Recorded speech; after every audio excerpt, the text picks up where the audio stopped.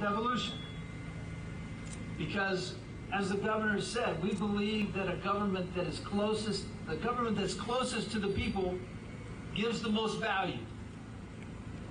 It shows the most transparency. It shows the most accountability. It has the least amount of leakage. He has assured me that going forward, he'll ensure in any discussions that as a country we have with the United States of America, more money will be channeled towards counties to ensure transparency and accountability. Kyle ametaja kuwa mabadiliko ya katiba yatakuwa mema iwapo mwananchi atahusishwa pasipo na kuwa ya mafaa kwa watu binafsi. The United States just wants there to be a very honest conversation about BPI and what's best for Kenya. Not necessarily what's best for any one politician, but what's best for the people of Kenya. That's what's important. And sometimes those conversations can be difficult. Sometimes we may not agree. But because of the country that you love, you can have the conversation. Ni kauli iliyotiliwa mkazo na gavana wa jimbo la Bungoma Wycliffe Wafula Wangamati, akitaja kuwa kwa umoja wa magavana watahakikisha matakwa ya mwananchi wa kawaida inapewa kipaumbele. We want to ensure that conversation is about Kenya. And as governors, we have taken the lead in that conversation fundamentally because we believe that through BBI, we're going to strengthen devolution in this country. Hata hivyo, Kaila amesema kwamba ushirikiano mwema wa taifa la Kenya na Marekani umewezesha uwekezaji katika sekta mbalimbali humu nchini. The United States is going to continue to invest in every county, including this one, in health, in water, and in new trade opportunities. Because we are committed to self-reliance for Kenya.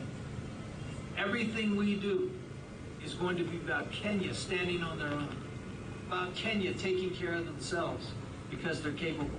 Taifa la Kenya likiwa limeandamwa na visa vya utovu wa usalama, Kaili amesitiza kwamba serikali ya Marekani ipo imara kwa masuala ya usalama dhidi ya kundi haramu la Al-Shabaab kwa ushirikiano na jeshi la taifa.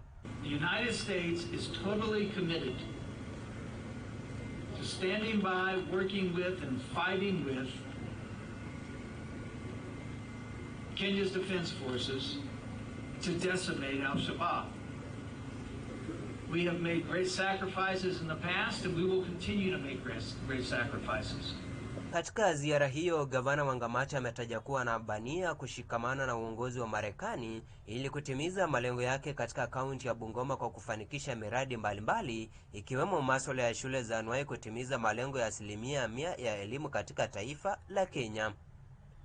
Wanji Sostin, TV47, Bungoma. Na tukiangazia yale ambayo yamekaribiana tena sana na ugatuzi, wakazi wa maeneo ya Kisumu sasa wana sababu ya kutabasamu zaidi kwa sababu waziri wa uchukuzi na miundo msingi James Macharia amedokeza kwamba 2% ya bandari ya Kisumu ama Kisumu Port ambayo imebaki ama imesalia kabla ya kumalizwa huenda basi ikakamilika chini ya muda wa wiki 2. Lakini James Macharia pia amedokeza kwamba hadi sasa serikali haijaweza kubaini kwamba ni hela ngapi ambayo imetumika katika kuunda bandari ya Kisumu ama Kisumu Port. Waziri wa uchukuzi na miundo msingi nchini James Macharia amesema tayari bandari ya Kisumu imekamilika kwa 98%. Akizungumza na wanahabari mapema leo baada ya kuzuru bandari hiyo, Macharia amesema wanatumai 1% iliyobaki itakamilika ndani ya wiki 2, huku akiongezea kwa sasa serikali haiwezi kubaini ni kiasi kipi cha pesa zilitumika kuikarabati bandari hiyo hadi kukamilika kwake. We have done the assessment with the county commissioner, with the DCC, with the chairman of Kenya Ports Authority, with the MD of Kenya Ports Authority, with Kenya Railways, and we have assessed, we have agreed the port is ready about 80% complete. And we agreed that within the next 2 weeks, the 2% which is outstanding will be completed. So this is an ongoing operation, it's an ongoing project. Until is completed and we have the final balance sheet of what has been spent, then we cannot be able to tell you because there is still works which are ongoing. Hata hivyo, Bwana Macharia amesisitiza kuwa serikali iko tayari kumaliza miradi zote zilizokwama kuanzia mwezi Machi mwaka huu. We are doing two things, not just for Kisumu, but for the entire country. You are aware there were some challenges in terms of completing certain roads across all the counties. But what you've done is to get the law changed for what we call the Kenya Roads Board, for them to be able to issue a bond. That law was signed on the 6th of December by the President, so now it's law. In the process now, Kenya Roads Board, with that ability to issue a bond, they are sourcing for advisor so that we can have an arranger for that bond, which will be available. The funds will be available by March. After that, we shall be able to complete all the projects which you may have stored across the country. Kuzuru kwake kunajiri huku vijana wengi katika kaunti ya Kisumu wakiitaka bandari hiyo kufunguliwa rasmi kwa haraka. Hatuna job sahi hazi, na tulikuwa tunategemea import at least ikifunguliwa tatu increase, unaona, ita increase job employment, tatuongeza majob, lakini sahi haipatikani. So tunaomba serikali wana plan gani ama wanahesabu gani na hiyo port. Daniel Dembede, TV47, kaunti ya Kisumu. Na shukrani sana ni TV47 Breakfast. Mtazamaji, naona Victor Adoli tayari amesharauka nasi, anasema good morning. Good morning to you Victor Adoli. Unatazama TV47 Breakfast awamu ya Jumanne. Mtazamaji, unaweza kuzungumza nami kule mitandaoni, uniambie kwamba unataka kumrausha nani na utamrausha na reggae music gani. Wanasema kwamba nobody can stop reggae. Lakini mtazamaji, katika kauli ambayo tulianza nayo leo asubuhi ni kwamba sasa afya ya akili imekuwa ni swala tata katika taifa letu. Tukiwa kama taifa tunaorodheshwa kwa nafasi 6 kwenye bara la Afrika kati ya nchi ambazo zinasongwa sana na afya ya akili ama zinasongwa sana na magonjwa ya akili. Na wengi ambao wamefanya utafiti wanasema kwamba hili linasababishwa na msongo wa mawazo. Jopo kazi la kutathmini hali ya afya ya akili nchini liliweza kutembelea kaunti 10 na likakamilisha vikao na wananchi katika jiji letu humu Nairobi, na akaweza kuwasilisha ripoti ifuatayo. Kumbuka kwamba hili pia ndilo basi litakuwa ni jadiliano letu baada ya muda usiokuwa mrefu.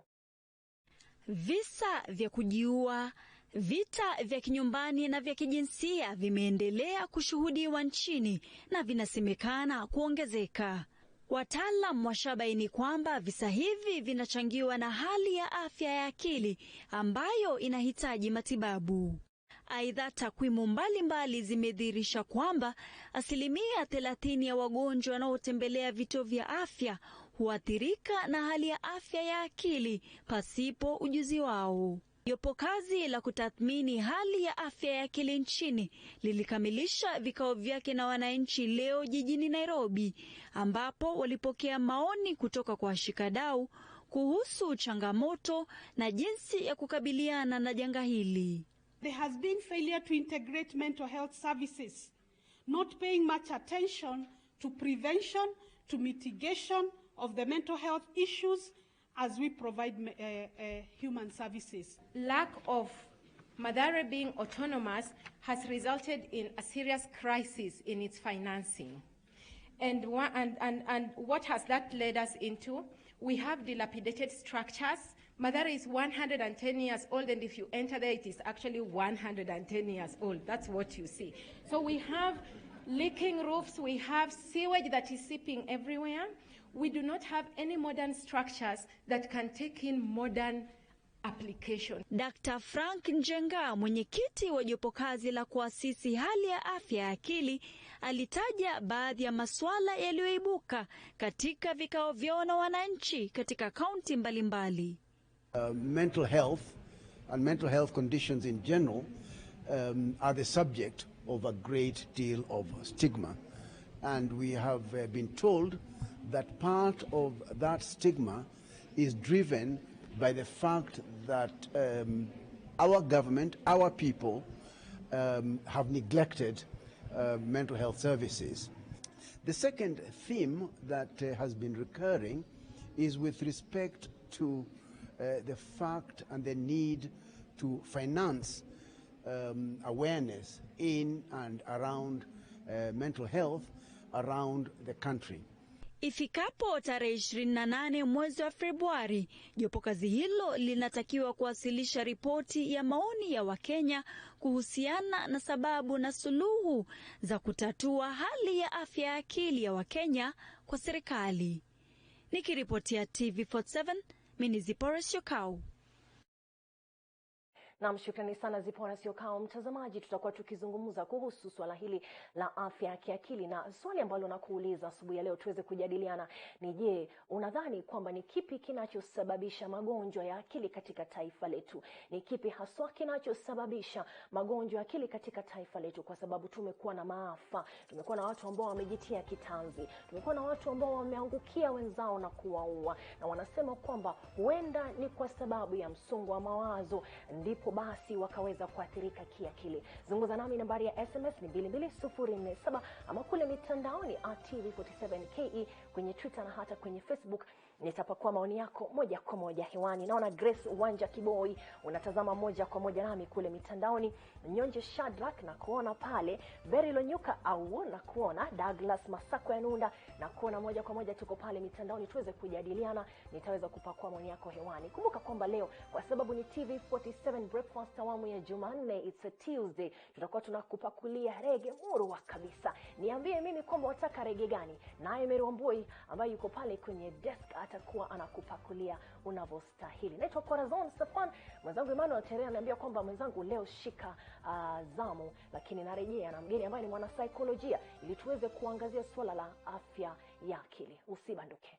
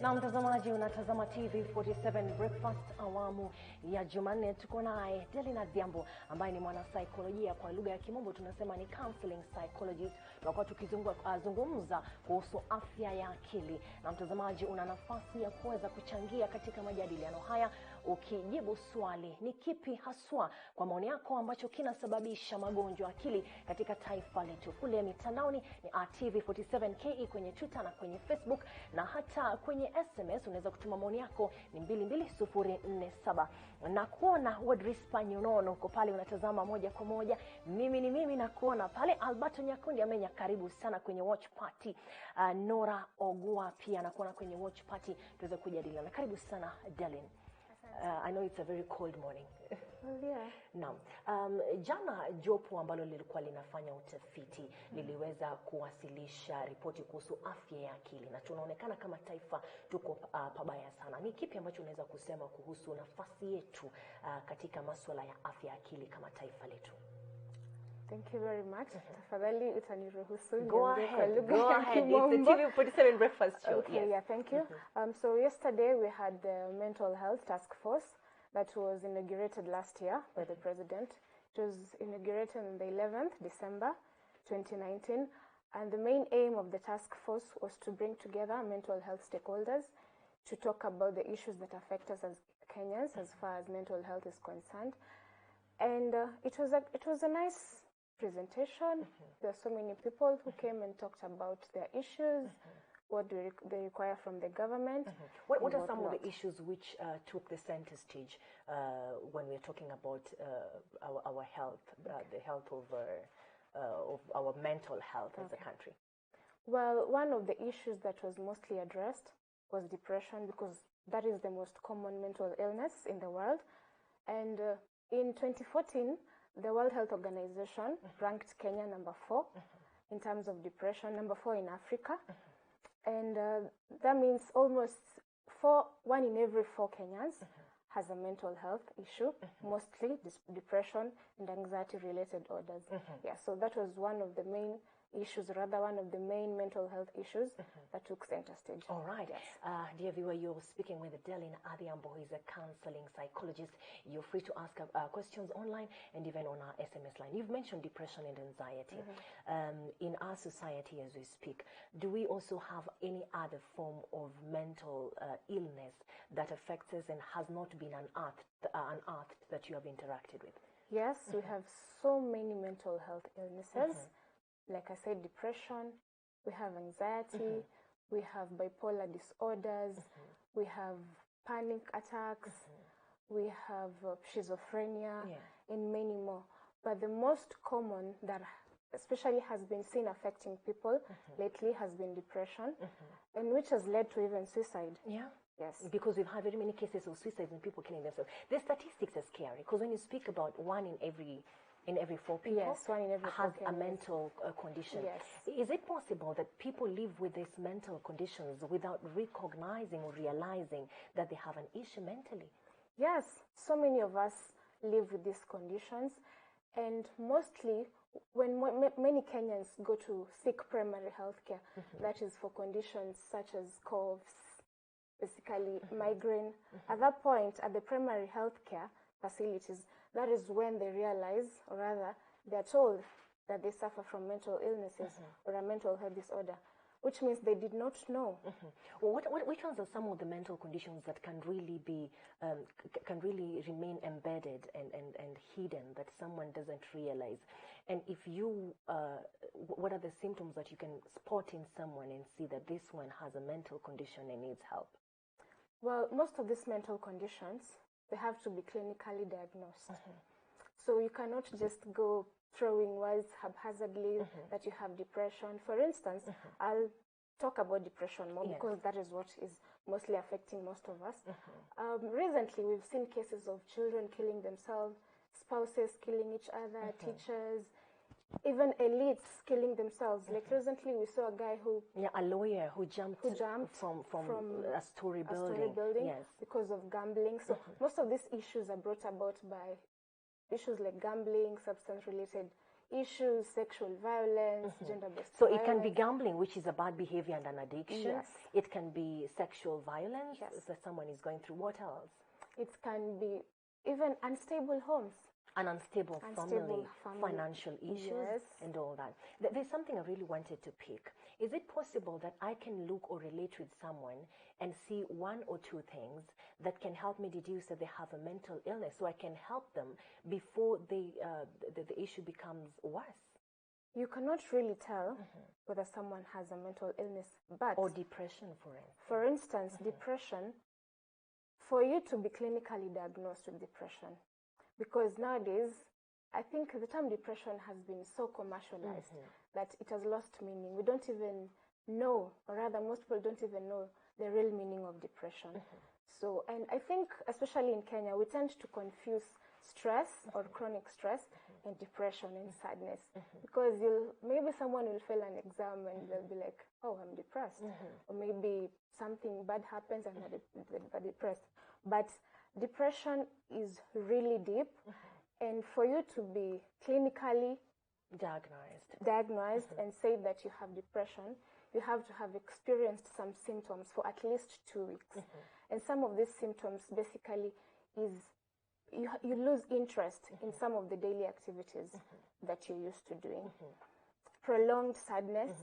Daily activities meaning some things like showering. You don't Yes, want to shower things anymore. that you like. You don't want to jog anymore.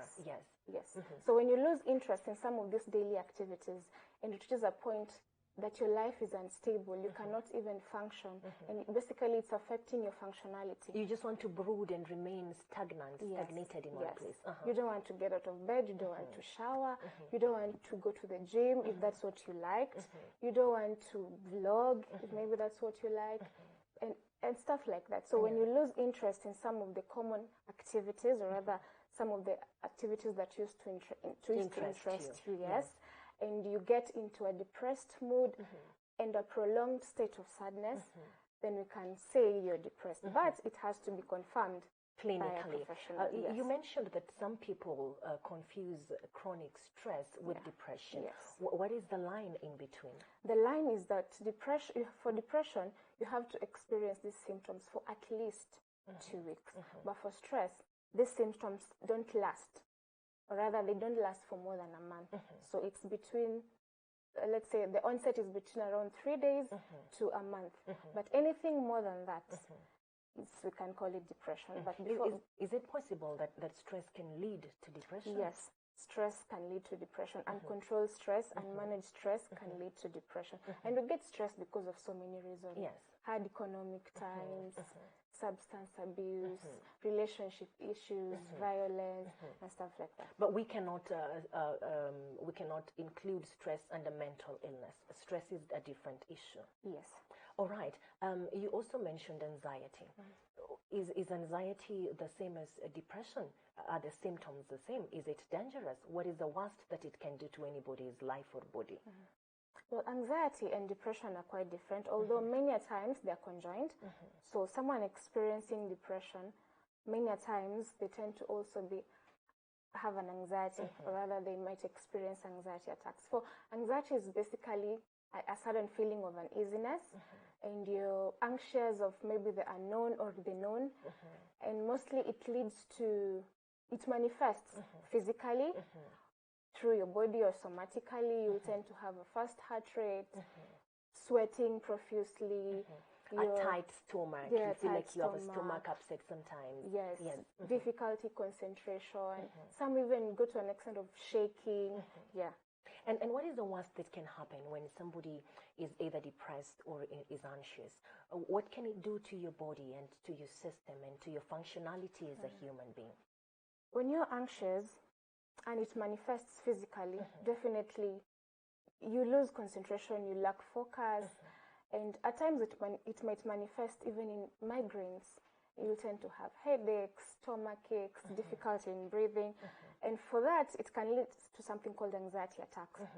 Yes, and you just find yourself uneasy. Some even end up crying. Just for that. At what point does it get to now suicidal thoughts or murder? Because now we have reached a point where, according to the the news item that we just played and we're going to play shortly, this has been related to suicide and homicides and all that. At what point? Uncontrolled depression, or rather early detection of such cases, definitely lead to clogged thoughts. And most people are afraid to come out because of the fear of stigmatization, or maybe because they relate it to something else. Mostly in our country specifically, people still don't know the real meaning of mental health. So especially in the villages mostly, people tend to relate mental illness to witchcraft, some spiritual causes, some they'll say your caste. And we tend to think that only these people who are on the streets, who maybe walk naked or who look like they don't have their things together, that they're mentally depressed. But we are not spared. No one is spared. Anyone can fall victim of mental health issues. Yeah. How can someone know that now they are going down too far, they're sinking in too deep? Does one feel despair too much? Is one totally cut off? At what point do you know that now you're sinking in too deep and it might get to the suicidal beat or the part where now you kill someone? Okay. The moment you feel a sense of worthlessness, hopelessness, it could be because of a known reason or not. You know, many a times you wake up and someone tells you, I'm so low. Or when you ask them, why are you low? They cannot explain. So when you tend to feel your sense of worth has reduced, maybe you start isolating yourself, you start losing interest in activities that you used to like, then I think that is a red flag, and it's good to seek a mental health expert opinion. Before we get into wellness and how you can actually put yourself together, we are living in an economic time that is tough for everyone.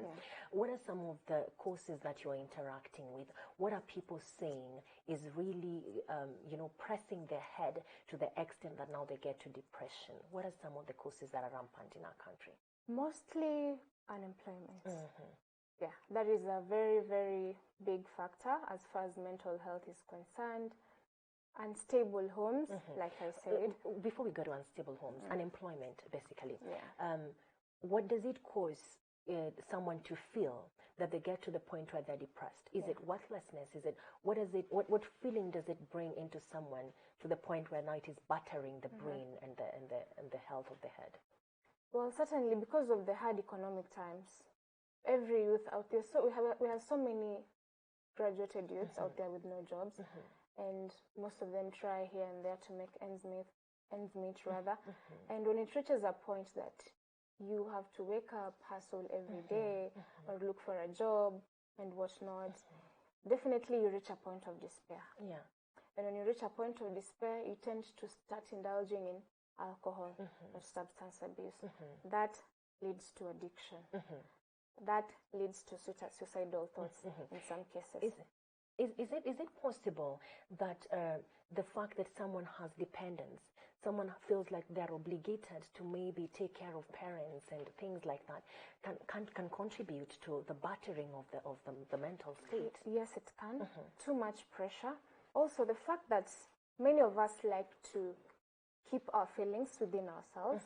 We don't like talking about our feelings, and the moment we tend to bulge these feelings inside of us, then it reaches a point that we can't take it anymore. And that is the point where some people get to suicidal tendencies, or because the burden is too much, they tend to release it to other people, and that's how you hear cases of a spouse has battered a spouse or has killed a spouse because of the pressure. Maybe if it's the provider in the family, let's say the dad or the mother, and maybe every day they try to provide for their kids, they try to provide for their family, and they don't get, because they want to end that suffering. Most people resort to suicide, or killing the next killing person. themselves. Bad families or unstable families. When we talk about this, people assume it's just marriage, but at some point, others say it goes beyond even children.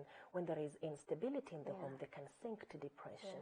What is the whole picture when you're talking about unstable families and then relating it with depression and anxiety?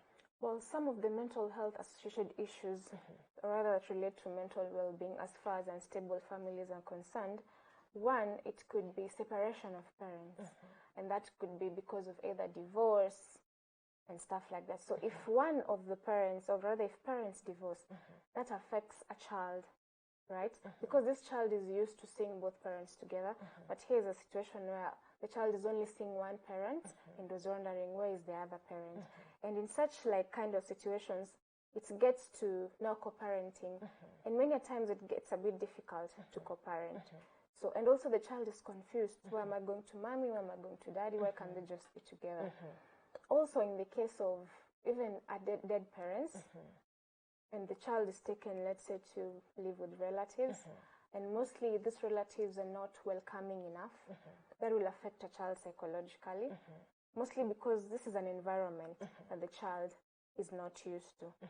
Also, when children go through these issues, and most parents tend to ignore, or rather they tend to overlook when a child says, "Mommy, I don't want to do this," or they don't give children that mental space to talk about their issues.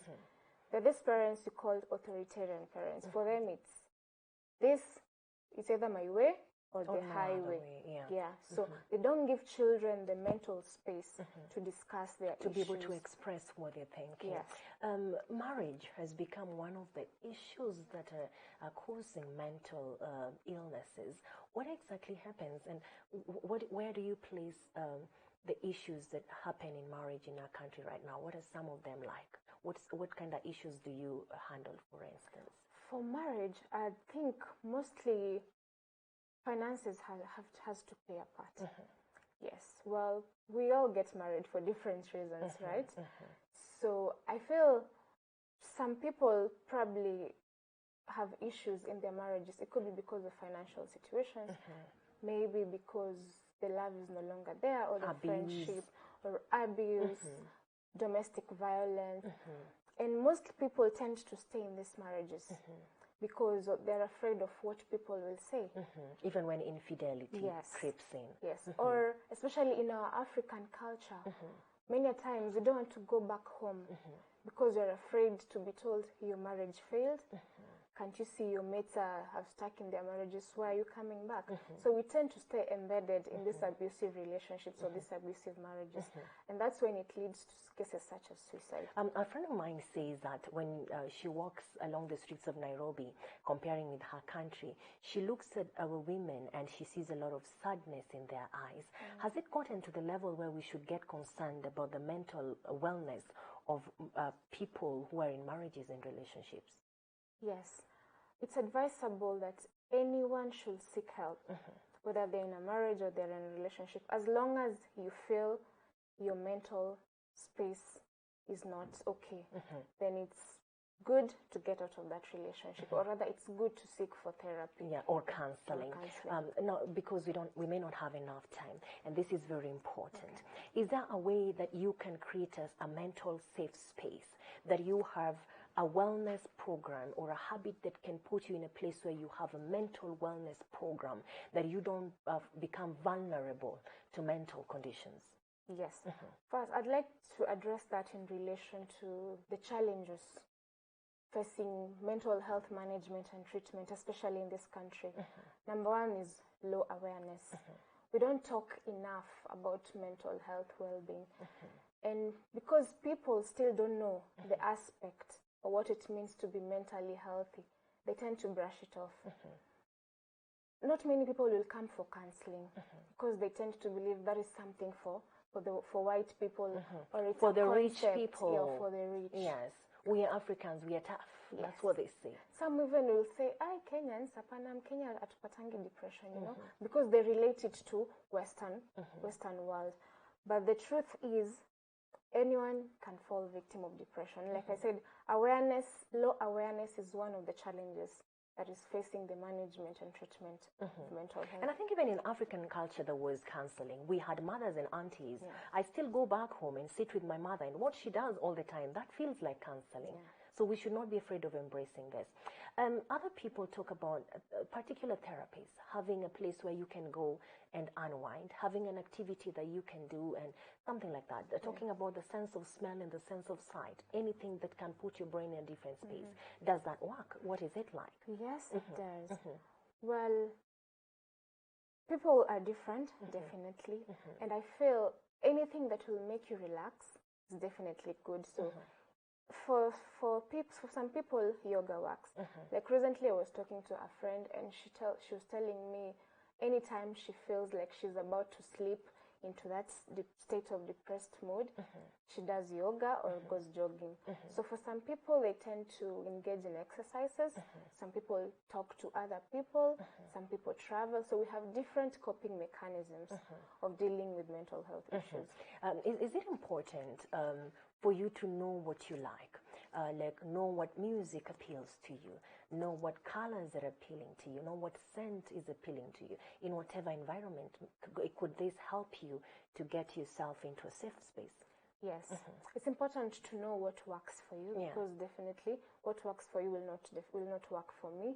So once you realize that intervention that works for you, then by all means go for it. Indulge. Yes. Okay. We're coming back to talk about mothers who think that they're too busy and they have no time, or fathers who say they have no time, plus every other thing that we haven't covered in the next 5 minutes. My viewer at home, we're talking about mental illness, and Dylan tells me that today, this moment, I have to try and use English for her sake, and I hope that I'll get enough time to be able to highlight this in the language that you love most, as is Swahili. But for the time being, I'd like you to take a look at this clip that we took a while back, where in the village, they were doing an awareness program and were able to talk about some of the factors that they think cause mental illness and how the culture in that area interferes with the perception. Have a look.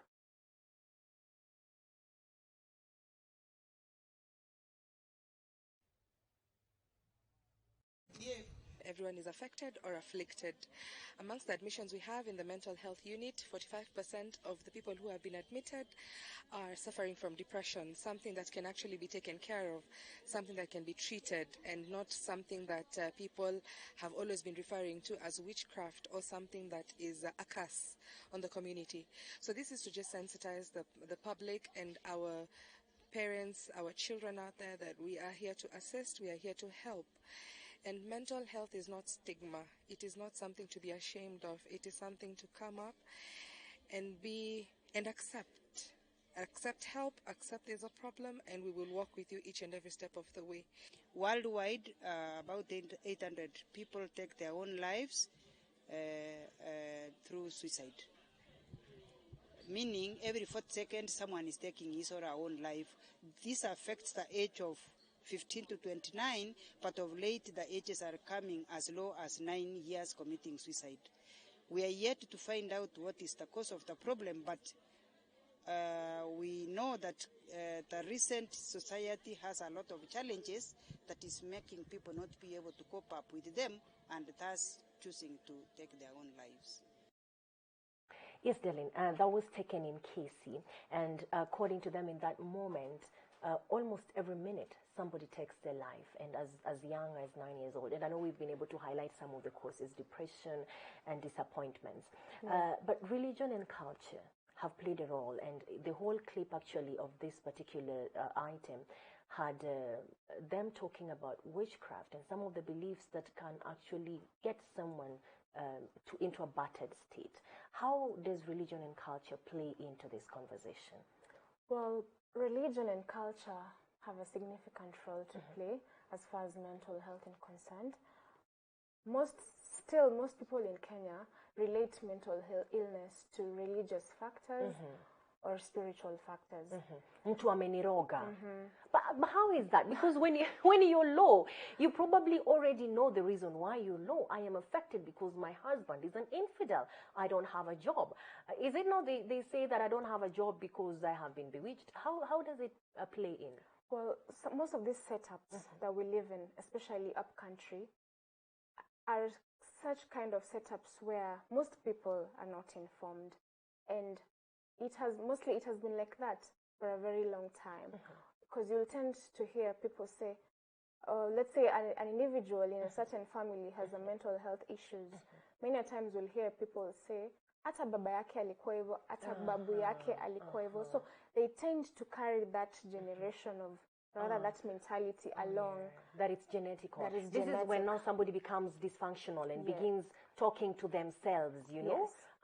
They relate to genetics and witchcraft. Yeah, genetics and witchcraft.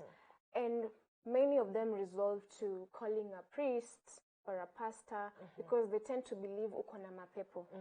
So they don't really embrace mental health as generally any other form of physical ailment, maybe, or just like a medical condition, because like I said, because of low awareness, they're not informed. So the moment you start talking to yourself, before you begin going to a priest, please see a doctor, because it could be a mental condition. As we wind up, is it possible that we'll get to a point as a country that we have a sustainable healthcare that takes care of mental illness? What do we need to do? What ought we do? Well, that is one of the issues that was being forwarded, or rather that took center stage in yesterday's mental health task force. And one of the issues that we should do, or rather the government should do, first is to fund mental health more. Mental health is underfunded in this country. And I feel this is a special area because it has special challenges compared to other areas. And that is one area that the government needs to fully fund, or rather put a separate fund. And also we can take this down to the county governments, and say each county government should come up with a plan, or an annual plan rather, to take care of mental health issues. Another aspect will be to train more volunteers and more medical social workers to spread awareness about mental health. Many times we see the cost of mental health, especially in the country, is very high. And not everyone can afford, especially the consultation fees. And most of these experts are based in the urban centers. So because the challenge is geographical distances, it's very hard for someone, let's say, to come from those interior parts of the country to go and seek professional help. Yes. And what does the treatment look like? Will somebody have to take tablets? Is it a therapy of some sort? What does the treatment look like, and what kind of institutions would someone be placed into when they need to get treatment for mental health? Well, basically, the first line of treatment I'd recommend, or rather I normally say, before going to a psychiatrist, first seek the services of a counselor or the services of a psychologist, because you could feel better just due to talk therapy instead of rushing to take medication. So unless a medical doctor says you can take medication, but the first line of intervention should be talk therapy, because for most people it works miracles. So people have underrated the power of talking, just being able to talk out what is in you and what is giving you stress. Finally, as we finish, what is your last word concerning this to the viewer who's watching? I know I have so many people who are listening in right now. Well, I'd like to say, or rather I'd like to urge more people to come out. And a mental health condition is just an issue like any other. The same way you'd go to visit a dentist because of a toothache is the same way you should go to a therapist. People should not shy away. And anytime we feel that we are not okay mentally, or we are unstable rather, then it's important to seek the services of a therapist. Thank you so much, Darlene. Asante sana. You cut off some of my viewers who love Swahili, but thank you so much. That was very informative. Mtazamaji, niruhusu basi ni rejea katika lugha ambayo tunaipenda sana. Tuliweza kuzungumza lugha ya Kimombo kwa sababu ama kwa ajili yake Darlene Adhiambo ambaye ni mwanasaikolojia ameweza kuangazia masuala ya afya ya akili, na akasema kwamba usije ukakataa kuzungumza na mwanasaikolojia, makansela, kwa sababu mara nyingi sisi kama Waafrika hatujihusishi na mazungumzo, na yale ambayo tunayaweka ndani yetu ndio basi huenda yakawa sumu. Na kuona moja kwa moja pale mtandaoni, Jacolando Bonyo, Paul na kuona, Ben Ngetich karibu sana, Patrick Ondieki na kuona, Kizito Yaola na kuona sana, Engineer karibu, Alfino Molo na kuona, Salmon Smith na kuona, Happy Alphonse karibu sana, Edith Achieng, Zipi Okoth, Adi Wise Odondi, Kevin Nyakwar, Wally Otieno, Emma Achieng Muruka, karibuni kwenye watch party. This is the TV47 Breakfast Show. Nachukua muda niweze kupunga hewa, lakini kwa sababu ni Tuesday na hii ni TV47 Breakfast Show, uko na nafasi ya kuniambia kwamba ni reggae gani unataka uchezewe ili nawe pia uweze kuwa na siku njema. Mary naambie tena Inonda gani kwa The Gambler is up next week. Emmanuel Inonda anasema kwamba anakuchezea The Gambler, lakini una nafasi ya kuitisha 22047 is the SMS line. We will play you the reggae that you want, but for now let us have a little break. We'll be right back.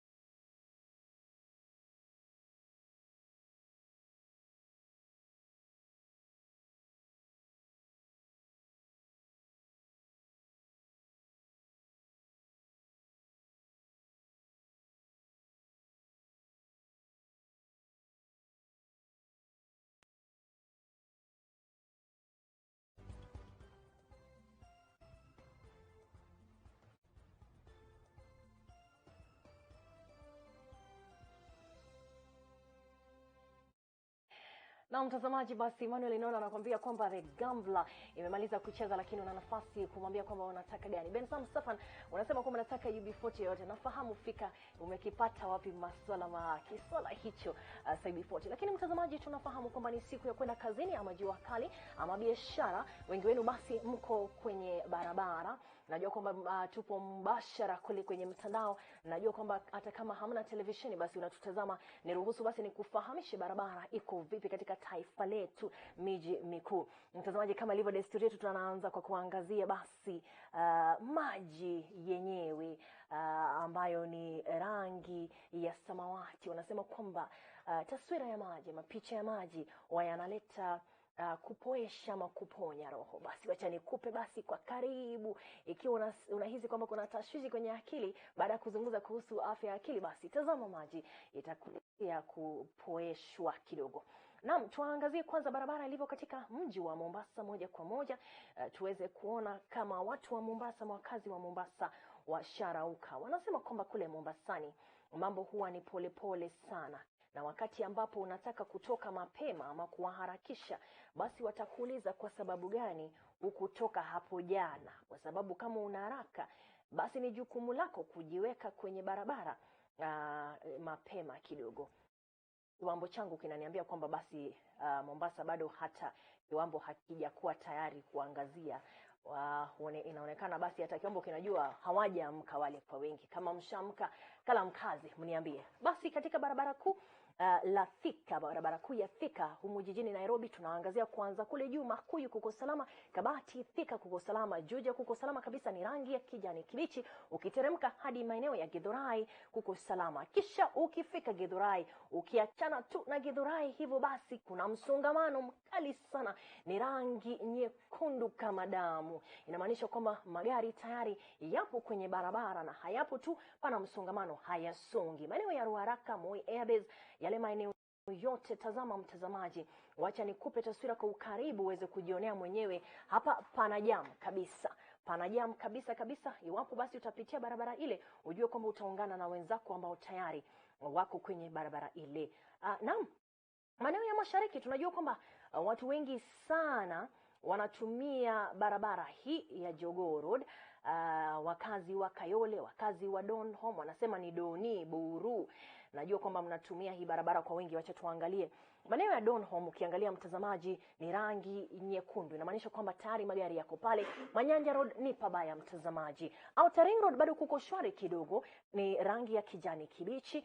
Kayole Spine Road kwa wale ambao wanatoka Oyole, mjue basi bado mko na nafasi nzuri, harakisha huenda ukapata nafasi nzuri ya kwenda jijini. Wale ambao wanatumia njia za mkato na wafahamu fika kabisa na wajua, lakini mjue Lungalunga Road kuko kubaya tayari. Hivyo basi nunua kahawa, beba kwenye kikombe chako, nunua bigiji ama utafute kitabu. Wakenya najua hampendi kusoma, lakini hii jam basi kufunze kusoma angalau.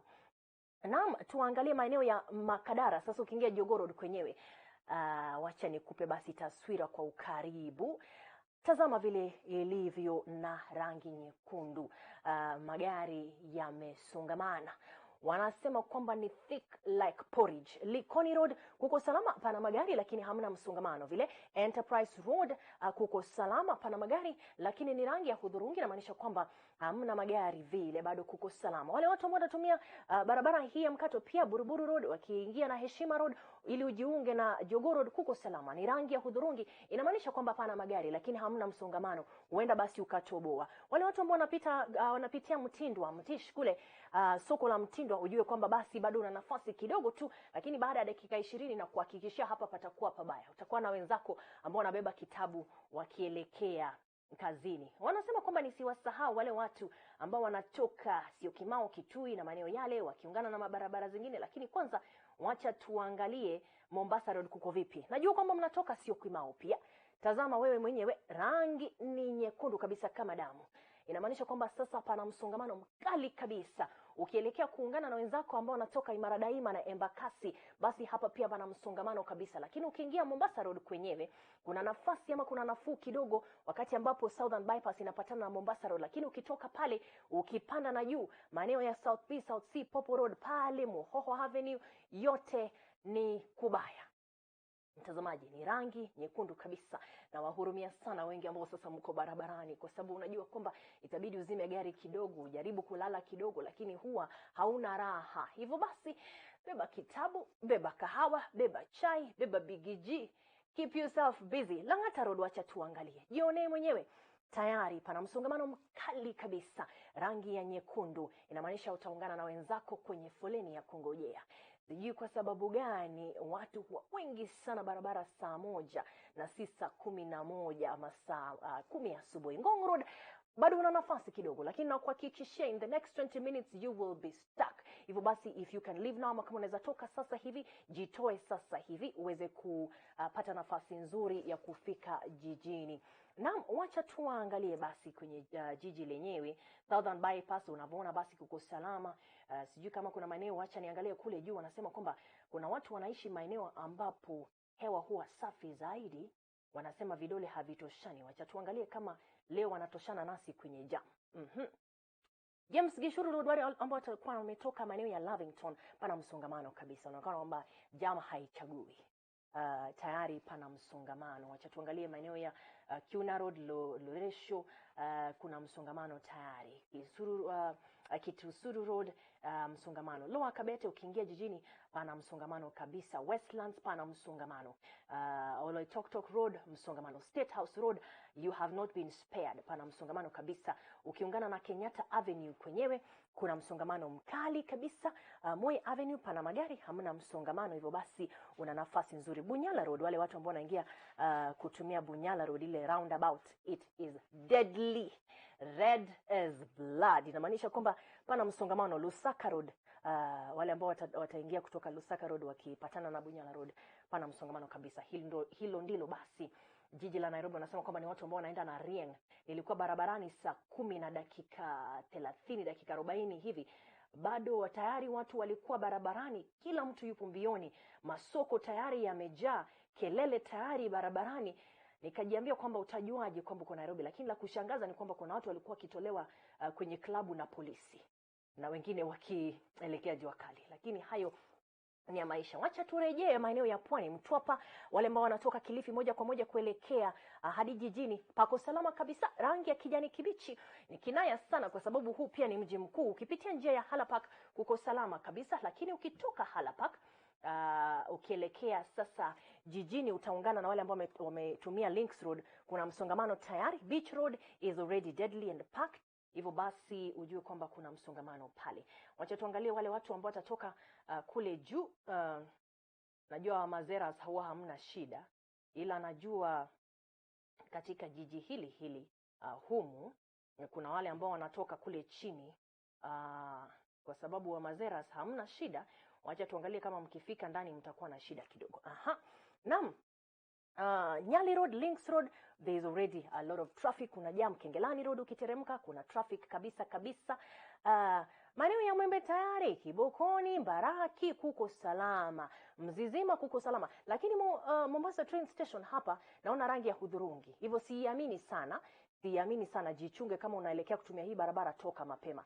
Maeneo ya Tononoka pia naona hapa pana shida kidogo, lakini Moi Avenue, wale ambao wanatoka Moi Avenue wakitoka kwenye bandari, wajua bandari iko pale, hivyo basi kuna wale ambao wanaingia kutumia Moi Avenue wakiingia jijini, kuko salama, ni rangi ya kijani kibichi. Maeneo ya Fort Jesus najua kuna makazi pale, lakini wapo unaelekea kule kazini, kwa sababu ni maafisi ziko pale, basi uko salama kabisa, utaweza kufika kwa wakati ambao unafaa. Sipati Makupa, wacha ni kuangalia Makupa kwa sababu najua pale huwa pana malori. Makupa kutoka upande wa juu hapa, basi naona kwamba kuna msongamano. Najua kuna ma CFS hapa hivi, hivyo basi magari yenye masafara marefu yamefungamana pale, lakini ukielekea jijini kwenyewe kuko salama, kuko shwari, hamna msongamano vile. Tuda najua kwamba huko ndio maeneo ya Technical University of Mombasa. We are okay. We have the green color there, meaning that the road is okay for you. Naam, mtazamaji, ningelipenda nikomee hapa, lakini najua kwamba watu wa Kisumu dala wataniuliza, watu wa Nairobi walikupa nini ukatusahau? Wayaore urujo Kisumu, wacha tuangalie kama hata nyinyi mmeshamka, mko barabarani. Kibos Road, Leo maajabu, pana msongamano kiasi, rangi ya hudhurungi, ila bado mko sawa kabisa. Ondiek Highway, Yoroke, watu ambao wanatumia barabara ile kutoka maeneo ya Avenue kule chini, unaona kwamba sasa kuna Jaramogi Odinga Avenue hapa Wasis, hapa na msongamano kabisa. Wale watu ambao wanafika katika ile roundabout pale Kondele, Tumaini Supermarket na maeneo kama yale, mjue basi hapa pia pana msongamano. Nightingale pia pana msongamano. Sijui nitapata wapi ile taskis ambayo inatutoa maeneo ya Kisii tukiingia kwenye stage kwenyewe. Sioni kama kiwambo changu kinanipa. Ningelipenda kujua kama taskis kuko salama, kwa sababu najua kwamba kuna watu wengi sana wanatumia ile barabara. Lakini Kondele Petrol Station, National Oil pale Kisumu Blood Bank, barabara imeshikamana. Maeneo ya Kibuye, kwanza Kibuye ni kubaya sana sana, najua kwamba kwa sababu ni soko tayari. Jomo Kenyatta Highway kubaya, lakini ukielekea hadi maeneo ya Prestige Shuttle pale si vibaya vile. Na mtazamaji, ndivyo hali ilivyo barabarani. Niambie ni matukio yapi ambayo yametendeka yakakupiga na butua, nitaweza kupakua. Kumbuka kwamba ni TV47 Breakfast leo, kwa sababu ni Tuesday. Mimi Corazon Safani nitakupakulia tu kwa kusema ni kipi ambacho unataka kwenye playlist ya reggae, lakini Emmanuel Inonda pamoja na Mary Wamboi wako kwenye deck, watakupakulia moja kwa moja. Tell me which reggae song you want to be played for this day or this morning, na nitakupakulia moja kwa moja. Na kusihi usibanduke, kuna mengi ambayo yametendeka haswa katika ule uwanja wa siasa. Na kimoja ambacho pia kimetendeka cha kufurahisha kidogo na cha kuhuzunisha ni kwamba kuna bunduki ambayo imepotea katika makazi ya naibu wa rais Daktari William Ruto. Inasemekana kwamba afisa mmoja aliingia na kahaba kwenye makazi yale, na baada ya kuingia na kahaba basi bunduki ikatoweka. Na kuambia zungumza nami, nambari ya SMS 22047 @TV47KE kwenye Twitter na kwenye Facebook. This is the TV47 Breakfast Show. Don't go too far.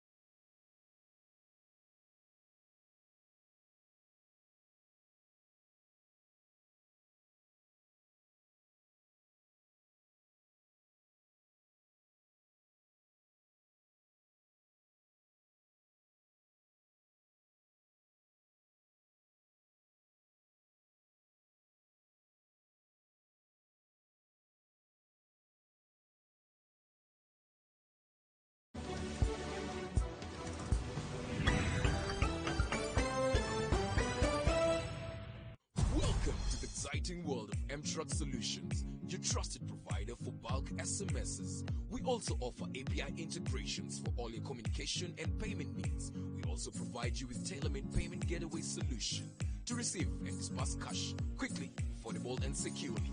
Let us expand your reach and connectivity on USSD, SMS and voice today. Call us on 0723 030 030 or email hello@mtruck.limited.co.ke. For more details, visit our website www.mtrucklimited.co.ke.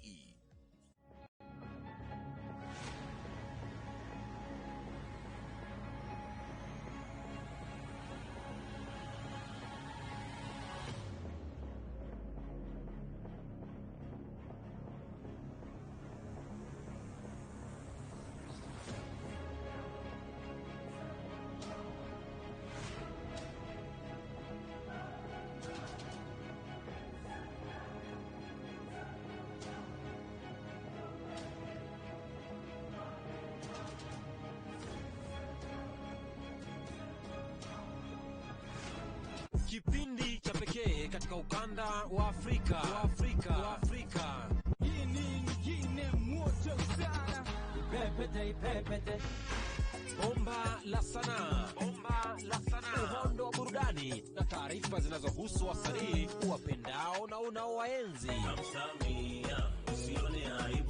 Isitoshe, utapata mix kali kutoka kwa DJ wakali na tunakuahidi kukuletea studioni wasanii wapendao. Huku tukiwa na mada komavu zinazohusu sanaa. Jumuika naye Tone Mwirigi ndani ya Bomba la Sanaa kila Jumamosi kuanzia saa 4 hadi saa 6. 100%. Wewe aminia, ukiwa na sisi huwezi umia, na ukiumia tutakubeba kwa gunia.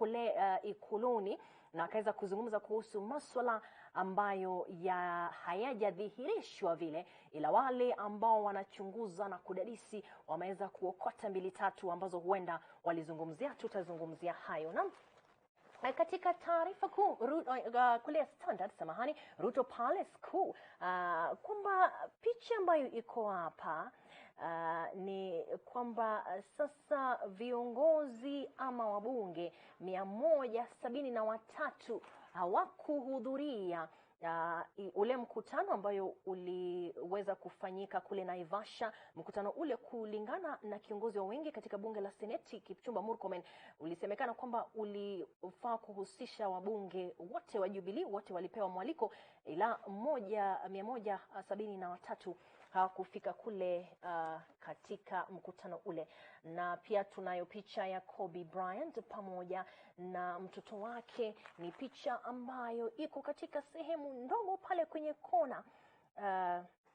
Mtoto yule wa miaka 13, mtoto wake Kobe Bryant, pamoja na Kobe Bryant na wengine 5 waliangamia katika ile ajali ya helikopta, majali ya ndege, ambapo walikuwa wakienda katika mazoezi ya basketball ama mpira wa vikapu ya watoto, lakini wakapatana na ajali na wakafa wote. Tunaendelea kuomboleza na ulimwengu mzima kuhusiana na haya. Mtazamaji, wanasema kwamba kifo hakijawahi kugonga, kinajikaribisha tu, lakini ndo hayo ambayo yameweza kutendeka. Na tukianza basi na gazeti ya The Star, wacha tuangazie gazeti ya The Star. Kenyatta missed DP Ruto for 5 hours, lakini naungana na wachanganuzi wenzangu ambao wako tayari studioni. Milton Lushiri, karibu sana, ambaye anaungana nasi kwa mara ya kwanza, mchanganuzi wa masuala ya siasa. Sigar Gumba, ambaye ni mwanasiasa na pia ni mtaalamu wa masuala ya jinsia, mchanganuzi wa masuala ya kisiasa na ya kijamii. Kisha ni naye Vivian Vincent, mwanasiasa kule maeneo ya Kibra, mchanganuzi wa masuala ya kisiasa na kijamii. Karibu sana. Welcome gentlemen. I'm very happy to have you today. Na katika mkutano kati ya naibu wa rais pamoja na Rais Uhuru Kenyatta, wamejaribu waandishi hawa kuzungumzia masuala ambayo walizungumzia, lakini kwanza itakuwa vipi kwamba kukutana kwake Rais Uhuru Kenyatta na naibu wake likawa ni jambo ambalo ni taarifa? Vivian, how is this a news item to the country? Yes. Binafsi kwanza nashangaa mno kwa sababu tunapoangazia swala hilo eti kwamba tunaweka inakuwa tunapea kipaumbele katika magazeti ya kwamba naibu kakutana na rais, ni dhihirisho tosha kwamba basi wamekuwa na malumbano, kumekuwa na mganyiko baina yao. Kwa hivyo watu sasa wanaanza kusherekea wale wa kundi lake ya kwamba wamekutana.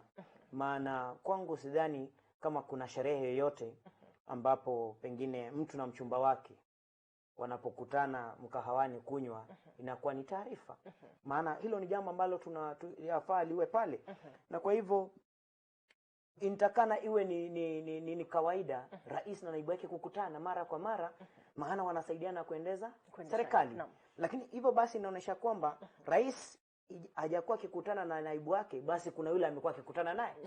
Na kwa hivyo leo lazima tusherekee, maana yule ambao amekuwa kukutana naye hawajakutana leo, amekutana sasa na naibu wake. Wanasema ndoa ya kwanza ni kama imerejelea kwenye mwelekeo mzuri. Lakini alisema kwamba yeye ameoleka na Rachel na mwenzake, ila ni ndoa ya kisiasa. Wale ambao wamekuwa kipinga wale ambao wamekuwa katika upande wa naibu rais walikuwa kipinga ya kwamba hakuna utofauti, basi magazeti inaanza kutia doa ikisema kwamba watu hao wamekuwa na utofauti, lakini sasa ni kana kwamba wameanza kurudiana pamoja kuweza kutengeneza nyumba yao. Lakini katika mtazamo wangu binafsi kwamba sioni kama ni taarifa ya kupewa vipaumbele ya kwamba naibu amekutana na rais wake. Maana hilo ni jambo ambalo linafaa kuwa pale. Nitarajia kuchukua kauli yako kuhusiana na hili, lakini nataka kumpa Sigar Gumba nafasi kwamba swala lingine ambalo limetajwa hapa na mwandishi kwamba lilizungumziwa ni kule kungatuliwa kwake gavana wa Ititu. Na tulitazama kule kwenye seneti majadiliano na debate ile ilivyoendelea. Bunge la seneti kama bunge ambalo lina majukumu sana makubwa katika ugatuzi, kwa maoni yako yameweza kutekeleza vipi masuala ya magavana na kungatuliwa mamlakani kwa magavana? Kwa kweli bunge la seneti lina jukumu kuu la kufanya oversight kwa counties, kuhakikisha ya kwamba pesa za umma zimetumika kwa njia vilivyo. Lakini unapata ya kwamba wengi wao maseneta ndio wale wanawania nyadhifa za ugavana kwa uchaguzi ujao. Sasa niseme kwa mfano, gavana yeyote akiwa na shida yote kama hiyo na apelekwe mbele ya seneti, utakuta ya kwamba yule seneta ambaye ako pale na anatoka katika ugatuzi huo anakuwa na nia fulani kushinikiza mambo fulani dhidi ya huyo gavana. Na pia unapata magavana wengine pia wanashirika kwa njia nyingi sana na hao maseneta, ili upate ya kwamba wale ambao wamepata kitu kidogo, niseme wengine wanaongwa pia, na wenye wajaongwa pia utaona hata kama huyo gavana kwa njia halisi hajafuja pesa yoyote, hao wenyewe watakuwa wanampinga kwa katika hiyo harakati. So ndio naweza sema kwa wakati huu, kwa kuwa seneti haijawajibika vilivyo, lakini iko na watu ambao wako na utaalamu na akili ambayo imetosha, kwa kuwa wengi wao hata ukiona vile wanaendesha shughuli ya seneti, wanaiongelesha kwa njia ya utaratibu kabisa na in a more professional manner. Lakini saa zingine unapata matokeo hayatokei kwa njia ile inatarajika kwa wananchi wenyewe. So unapata kuna nia na interest tofauti katika bunge lenyewe. Lushiri, kwa maoni yako, bunge la seneti limeweza kutekeleza vipi majukumu yake yale mazito na makuu kuhusiana na masuala ya ugatuzi? Asante sana Corazon. Kwanza nashukuru sana kuja kwa studio zenu. Mara yangu ya kwanza. Nashukuru. Pili, ni kuwapa rambirambi zangu familia ya Bwana Kobe Bryant. Mimi kama mwana spoti ninapenda mchezo wa vikapu. Na pale ningependa kuwapa rambirambi zangu. Tukielekea kwenye swali ambalo umeliuliza, seneti imefanya kazi njema sana katika hizi siku za karibuni, katika utekelezaji wa shughuli zake na majukumu yake. Kuna mambo kadhaa ambayo wameweza kufanya, kidogo hayaja kwenda sambamba ama hayajaenda vizuri na umma kwa jumla. Lakini kuna yale ambayo wameweza kutekeleza ambayo kidogo pia labda tuoni katika umma, lakini ni mambo ambayo yanafanyika bila sisi kujua. Ni kwamba kuna makundi mawili, kuna kundi la tangatanga na pia kuna kundi la kieleweke ambao wanajaribu kupimana nguvu katika swala hili la Waititu. Kama kikundi cha kieleweke kinasema lazima Waititu waende, na kikundi cha tangatanga kinajaribu kumokoa aweze kubaki. Unaona, ikifika swala kama hilo ambalo koti linaangalia kwamba ukweli ushahidi upo, huyu bwana kuna mambo kadhaa amefanya ambayo amekeuka sheria. Ikifika mahali kama hapo, unapata kwamba si vyema seneti kuchukua mkondo ule ambapo inajipata kuna migawanyiko. Wadhani kwamba kuna njia yoyote ambayo bunge la seneti linaweza kuepuka masuala ya kisiasa, kwa sababu tunafahamu kwamba majukumu ya kulinda ugatuzi yapo kwa uzito sana na bunge la seneti.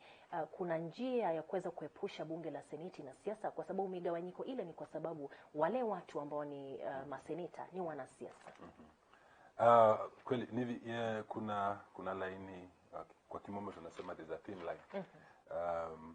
Ni vigumu sana kutawanyisha siasa na majukumu ya seneti, manake yote ni mamoja. Kila ambacho kinafaa kufanyika ni kuangalia kwamba wananchi wamewekwa kwanza katika sera zote. Manake hapa tunaambiwa kwamba jamaa fulani kaiba senti, waelewa, na pale jamaa fulani kaiba senti, itabidi kwamba koti ichukue ifanye sheria na kila kitu. Lakini ikifika ni siasa, basi itakuwa ni siasa. Lakini hili ni jambo ambalo umma inajua wazi bayana kwamba jamaa fulani hivi ndivyo walivyofanya. Pana ufisadi. Naam. Sasa ikiwa kwamba seneti itaanza kuchukua misimamo ya kisiasa katika jambo ambalo umma linajua peupe kwamba pesa zilifuja. Basi hapo ndipo panakosea. Shukrani sana. Wacha niweze kupata kauli yake Mark Vivian. Inatajwa sasa kwamba naibu wa rais na rais wamekutana, na jambo ambalo limezungumziwa ni swala la Waititu. Pale kwenye bunge la Seneti tuliona mgawanyiko na kukawa na vita dhidi ya committee and plenary na mambo kama yale, kwa sababu yaliyosema tangatanga na kieleweke. Hii inakupa mtazamo gani? What exactly is going on in this case? Na je, kutaweza kupatikana haki? Shukran sana kwa swali hilo. Kwangu naona kwamba hatutafua dafu iwapo wale ambao ni wawakilishi wa umma, kama vile tunavyosema kwamba bawabu, yule mtu anayelinda mali yako, iwapo atachukua nafasi kuwa mshahidi wa kumtetea yule ambaye ni mshukiwa ya kwamba hakuiba, basi kuna dosari. Maana imeonekana wazi bayana kwamba hapa ni vita vya ubabe. Je, ni kundi lipi ambalo lina ushupavu ama lina ushawishi kushinda kundi lingine? Na kwa hivyo lile ambalo linalotaka Waititu ang'atuliwe katika uongozi na kile kundi ambacho kinataka Waititu abakie katika uongozi, vyote basi vinataka kupimana nguvu, lakini wanapimana nguvu katika swala ambalo haipaswi. Maana jambo ni ninyi kama seneta mmepewa nafasi na jukumu la kuwa walinzi wa mali ya umma, na kwa hivyo kama iwapo kuna mshukiwa ambaye ya kwamba amechukua mali ya umma, basi ni jukumu lenu ya kwamba kuweka mikakati sawa na kuweza kufanya uchunguzi wa kina na kujua kwamba kama kweli aliiba ama hajaiba, ili kwamba tunapoleta ripoti yetu katika umma, ijapo Waititu ni rafiki yako, lakini inapofika katika masuala ya kuwakilisha, ni sawa tu waweza kuwa ni hakimu. Wewe ni hakimu, uko pale kotini na mtoto wako ameua, mtoto wako amefanya. Kwa hivyo je, utaweza kumkinga na sheria kwa sababu ni mtoto wako, ama utaruhusu sheria ichukue mkondo? Na kwa hivyo hilo ndilo jambo ambalo sasa hivi linaleta ukinzani. Maana wale ambao ni tangatanga wanataka Waititu wabaki ili wadhibitishe ubabe wao. Wale ambao ni kieleweka wanasema kwamba lazima ang'oke ili ushupavu wetu na ushujaa ufanye nini. Lakini wakati huu si wakati wa kuweza kupimana ubabe. Ni wakati wa kuweza kuangalia, je, ni swala lipi? Maana tujua kwamba si gavana Waititu pekee ambaye ana kashfa ya ufisadi ama uhalifu huu. Kuna magavana wengine. Je, inapofika upande mwingine kieleweke na waseme ya kwamba maana huyu ni wetu na nakapia tupimo ubabe ya kwamba hangatuki, tunamrudisha katika tujue kwamba sisi tuna nguvu zaidi. Gavana Waititu leo hii atakuwa mbele ya maseneta 67. Waliamua kwamba watafutilia mbali masuala ya kamiti ya maseneta 11 na instead ama badala yake waende na wote plenary. Ilikuwa ni swala la busara. Ni swala la busara. Maana ilisemekana kwamba wale wachache wananunuliwa.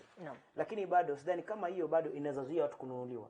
Maana katika wale 67 akipata kura zaidi ya 34, basi inamaanisha kwamba yuko sawa. Kwa hivyo anaweza amua wacha basi, maana ni nani kwa hao wote ambao wamekuwa wakizungumza ni wale wa upande wakieleweka ambao wananipinga. Na wako ni 34 nitawapata hapa. Naweza wapatia hongo. Swala si nambari. Swala ni je, iwe ni wawili ama watatu wanaoketi katika ile kamati ya kuamua kesi ino, je, watatumia staha na busara na hekima kuweza kulinda mali ya umma na kuhakikisha kwamba haki imetendeka? Naam. Sigar Mark Vivian anazungumza kuhusu stara na busara kufanya maamuzi, ila katika ukurasa wa 8 tunaona kwamba sasa kuna lobbying, kwamba sasa watu kuna kushawishiana kati ya wale maseneta kuhusu kung'atuliwa kwake gavana wa Waititu. Kutakuwa na staha na busara katika kufanya maamuzi na kusikiza ushahidi wakati ambapo tunaona kwamba kuna lobbying ama kuna kushawishiana? Na hilo ndilo jambo tunalizungumzia kwa wakati huu, ya kwamba maseneta kwa wakati huu wengi wao already wamekuwa compromised. Ndio manake unaona kwenda kwa plenary ni jambo nzuri, kwa kuwa itaondoa ile njia ya kuonga maseneta wengine, kwa kuwa itakuwa in the open. It's like a senate session, ordinary session. Kila mtu ako pale. Lakini ametaja Mark Vivian kwamba hata kati ya wale 67 haijafutilia mbali uwezekano wa wengine kuhongwa.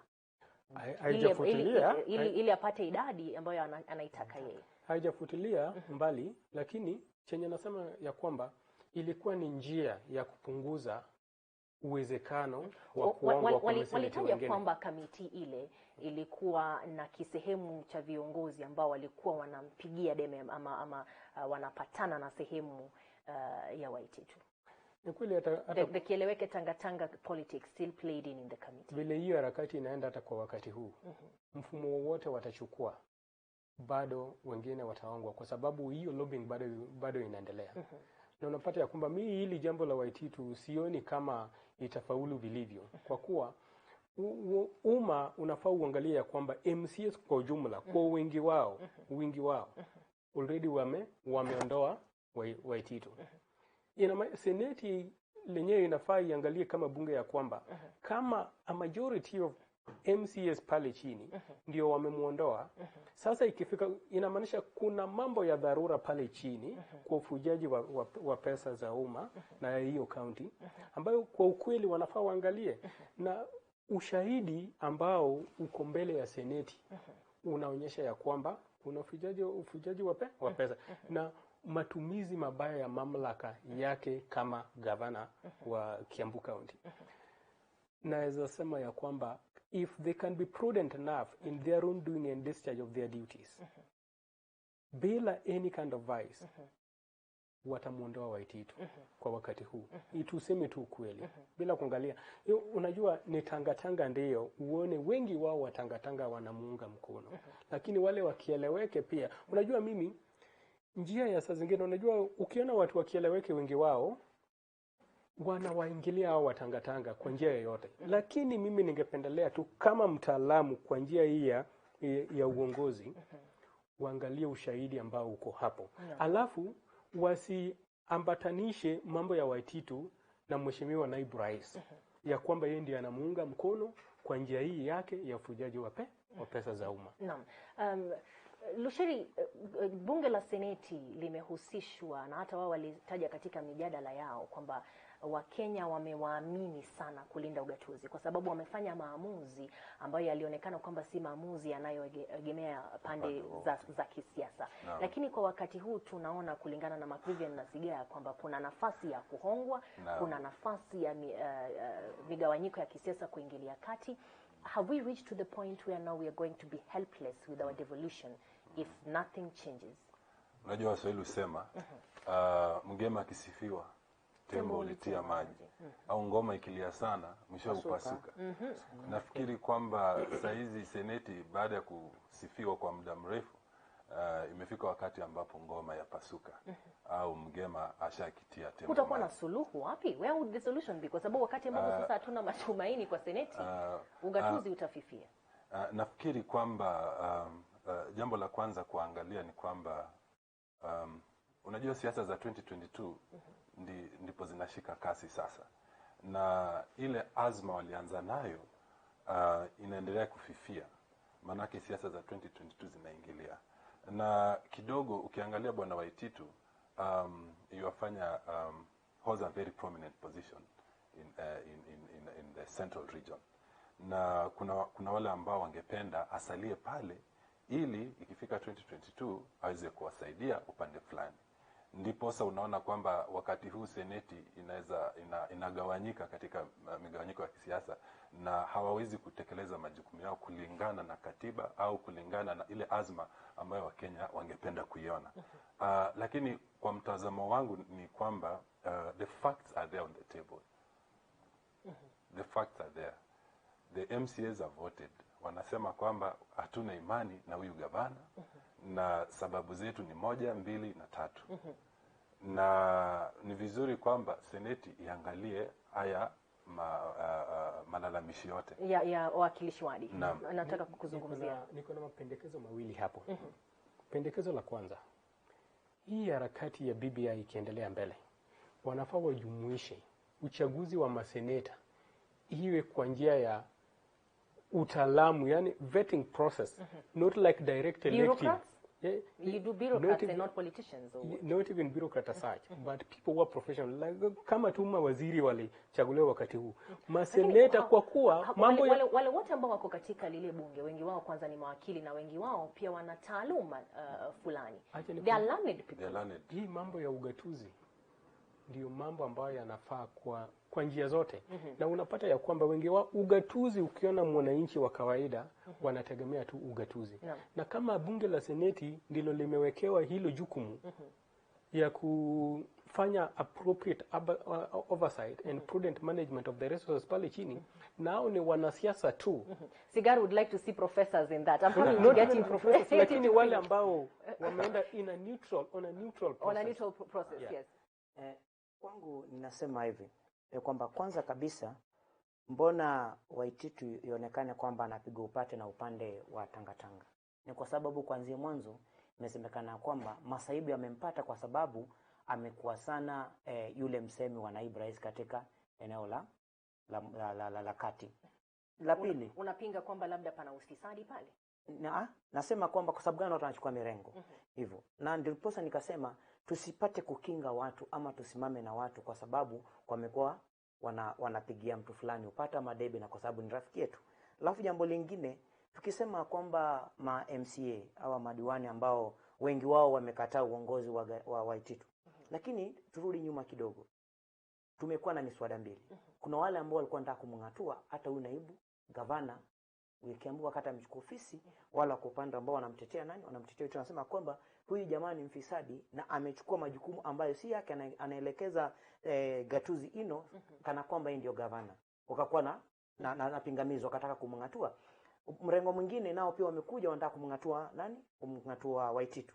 Ndipo nasema hivi, katika masala yote ya Waititu, upande wangu na mtazamo wangu ni kwamba ni vita vya ubabe. Je, ni nani ana ushawishi, ni nani atakayemtoa? Jambo la mwisho ninapomalizia pale ni kwamba wengi wao ambao sasa hivi wanaopigia kwamba Waititu wabaki ama asibaki, wengi wao wanatafuta pesa za kupiga debe mwaka 2022. Kwa hivyo wanajua kwamba iwapo nitavuta huku, maana kuna ule mchezo watu hufanya, korazo nitakuja hapa nikupige nikijua kwamba maana mimi ndio unaona nakupiga sana, itabidi uniite kando angalau nipatie posho. Nikishapata posho utaona nimetulia, itakuwa kana kwamba sikuwahi, hakukuwa na jambo lolote ambalo nilikuwa naona ubaya naye. Upinzani wenyewe ni kazi yenyewe. Shukrani sana. Nikikupa nafasi ya kumalizia, na inaonekana kwamba hapa hapana matumaini kabisa. Naam.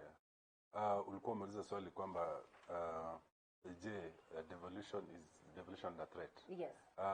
Nafikiri kwamba hilo ni swali ambalo laendelea kujadiliwa. Kwanza kabisa ni kwamba ukipeana mfano wa Waititu na wengineo, tunapata kwamba Waititu yake it's a bit unique. Ni kando kidogo, manake inaangazia siasa za 2022. Lakini sidhani kwamba gatuzi imeshambuliwa. Nafikiri na naamini kwamba seneti itaendelea kutekeleza majukumu yake na gatuzi zote zitapata kuendelea vilivyo.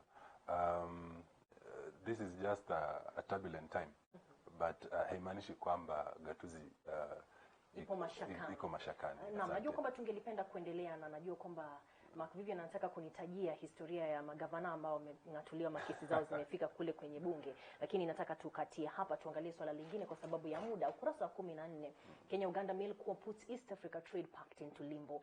Inaonekana kwamba taifa letu sasa linajaribu kujizatiti ili wakulima wapate nafasi nzuri ya kufanya biashara, na maziwa ya Lato ambayo yanatoka Uganda chini ya Pearl Dairy iliharibiwa na taifa la Kenya, na sasa imeleta kizungumkuti kati ya taifa letu na taifa la Uganda, na kwa sababu ya ile kodi ya 16% zaidi ya VAT. Mark Vivian, what does this mean for the trade between us and Uganda and East Africa as a whole?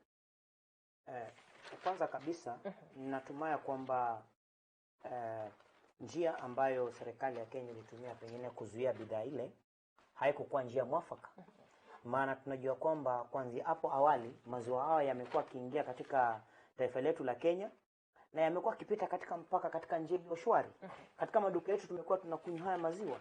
Naamini ya kwamba kwa sababu ya ule mkabala wa makubaliano ya ukando wa Afrika Mashariki, wangeliketi na waseme sasa hivi tumeamua hivi na kisha baadaye katika yale makubaliano yawe kwamba kwa sababu mnataka kuongeza ushuru ama mnazuia bidhaa hizi kuingia, zile bidhaa ambazo tayari zishaingia wakapata ziwacho, maana hazijaingia bure. Naamini ya kwamba urafiki na kuwa na mkabala mwema baina ya mataifa ya ukanda wa mashariki ndio kigezo moja muhimu ambayo itakuza uchumi wa ukanda wa mashariki. Lakini iwapo sasa hivi tutaanza sasa kuweza kudhulumiana katika biashara, hatujui ni biashara gani ambazo Wakenya ambao ama ni bidhaa za aina gani Wakenya wanapeleka sehemu za Uganda. Nao pia serikali ya Uganda ikisema maana bidhaa hizi zinaingia kwa wingi kutoka Kenya, lazima nasi pia tukapate kuzichukua na tukapate kuziharibu, basi unaona ya kwamba hatakuwa tunaleta taswira nzuri na hatakuwa tunadumisha ule ujirani mwema. Kwa hivyo naamini ya kwamba ni jukumu la serikali kuchukua kikao na Uganda na wakapate kuketi, wakapate kujadili, waambia kwamba kuanzia leo tunazuia maziwa, na iwapo maziwa haya yataingia katika taifa la Kenya, basi ushuru ni kiwango hiki. Kwa hivyo wao wafanye uamuzi wao, kama kweli wako tayari kulipa kile kiwango cha ushuru, wakapate kulipa. Kama unaona ule ushuru uko ni hali ya juu, basi wakapate kujiondoa, basi sisi kuweza kuleta itilafi katika masuala haya. Naam, shukrani sana. Sigar, kuna makubaliano tofauti na mataifa ama miungano tofauti ya kibiashara kati ya taifa letu na hiyo miungano.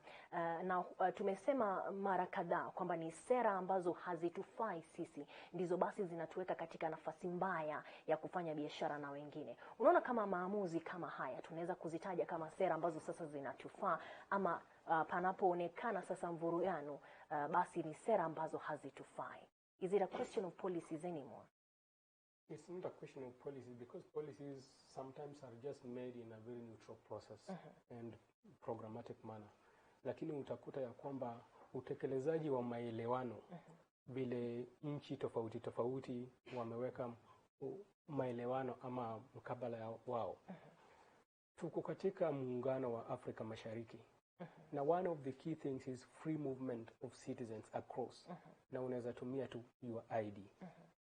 Bado unapata lazima iwe ile temporary passport ambao watu hutumia, of which waliona ID yenyewe peke yake haiwezi tosha. Lakini ilikuwa kwa polisi.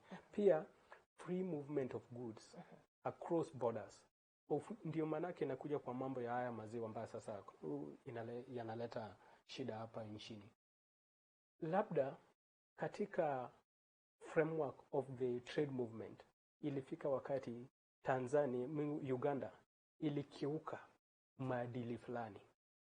Maziwa yakaletwa hapa bila kupitia some vetting process across.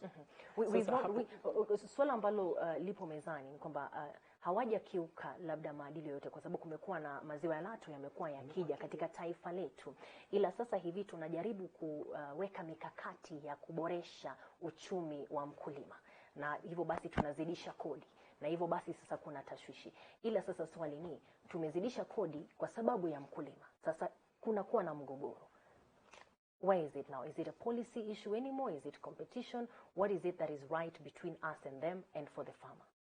Actually, that still relates on both. Ni policy, at the same time, it's a matter of interest, competition between the two countries in terms of the production package and sustainability of the agricultural production.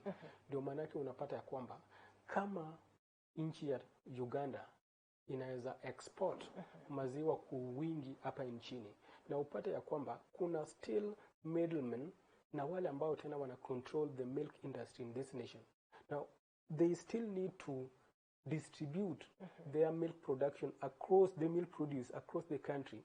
So Uganda ikileta maziwa kwa wingi sometimes inapunguza uwezekano wa their popular growth, the internal popular growth of milk production in this nation. So hapo ni competition. Now it's within the government and private sector. So you will not even see the figures and the personalities fighting it. Lakini kwa upande ya chini, it will be fought through ministries and what have you.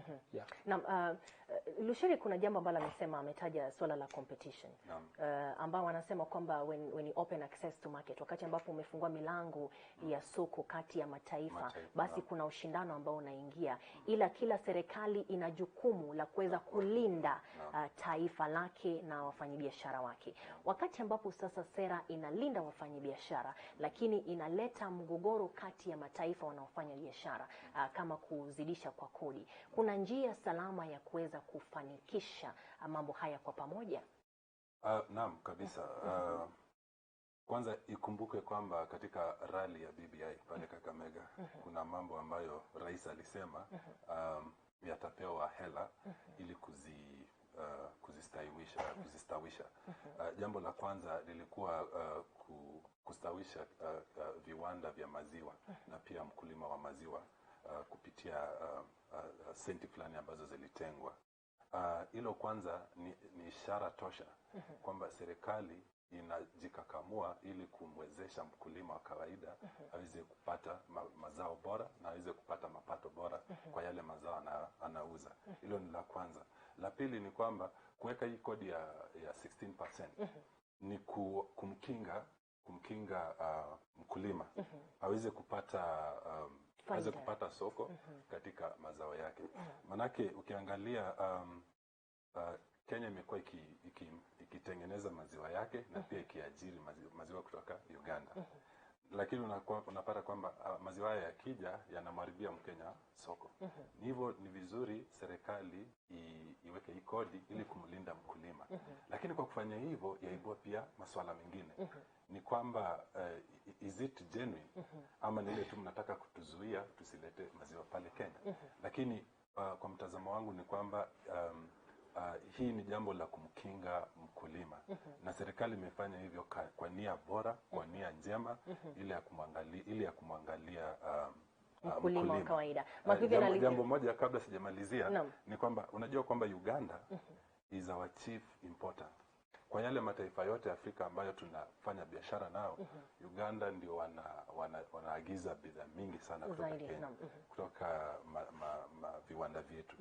Na hivyo ikumbuke kwamba hata serikali inapofanya hivi ni vyema iangalie kwamba ikiwa watafanya 16% kwa maziwa peke yake, Uganda watafanyaje? Unajua labda watasema sisi tunataka kulipiza kisasi, wacha pia nasi tulete kodi ya fulani kwa bidhaa fulani ambazo zinatoka Kenya. Na pale utaona pia upande wetu tutaumia kidogo. Sasa ni vizuri serikali iweze kuwa na busara sana katika kutekeleza mambo haya na Makivi analiweza kutaja kwamba waweze kuketi katika meza wazungumze, kwa sababu hata vyakula vyetu, viazi na mambo kama yale tunauza pale Uganda. Tukimalizia hapo. Tudakia tu hapo. Unajua hii kodi ya 16%. Unajua nasikia wenzangu wanasema kwamba kodi hino imekuja ili kuweza kumtunza Mkenya. Lakini inaweza tia doa kidogo. Mara nyingi tunaona kwamba hizi gharama mingi ambazo serikali huweka huwa nafasi kubwa sana ya ufisadi. Maana iwapo kodi hii itawekwa hivyo, utapata kuna watu ambao wanajifanya kwamba masuala ya Wakenya iko mioni mwao, lakini wanataka watumie nafasi hii kuweza kujitajirisha. Kwa sababu gani? Utapata hata pengine bidhaa hizi, kwa sababu hiyo kodi ni ghali sana, watu wataingia pale na waanze kuingiza bidhaa hizi kimagendo. Wanawaambia bidhaa zako nitakuingizia, lakini hautalipa hii kodi ya 16%, mimi nipatie 5% na mimi nihakikisha bidhaa zako ziko. Na unapata magendo haya yatafanywa na mwananchi wa kawaida, yatafanywa na wale mabwenyenyi, wale watu ambao wanamiliki. Ni sawa tu na zile rufaa ambazo zimeweka katika barabara. Unapata ukiambiwa kwamba gari lako likishikwa na makosa fulani, ukienda kotini utalipia 50,000.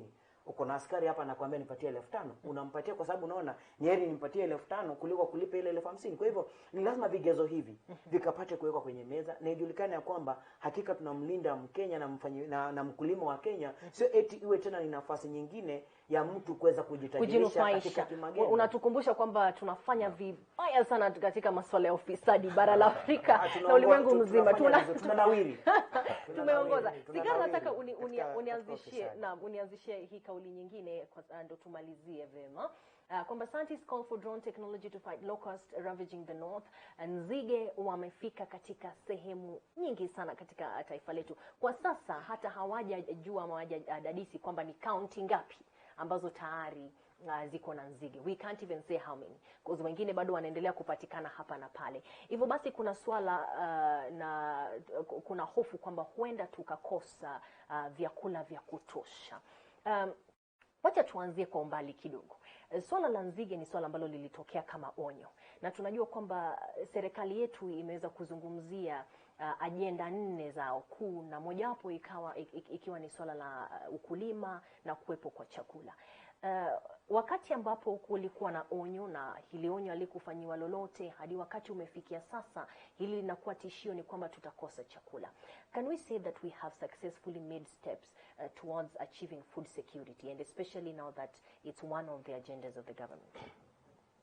Naweza sema we have made milestones, but again, not the rocky side milestones. As per the level nchi yetu inafaa iwe.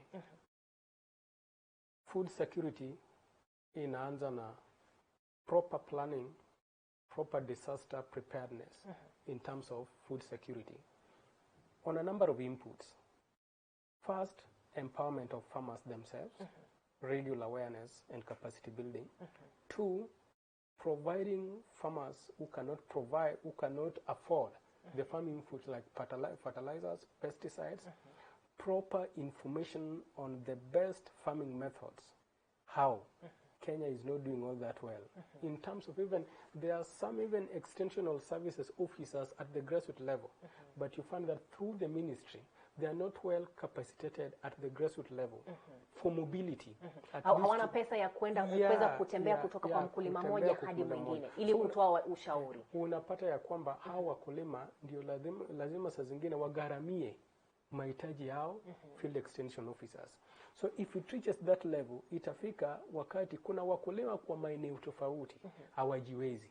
How will they get these services?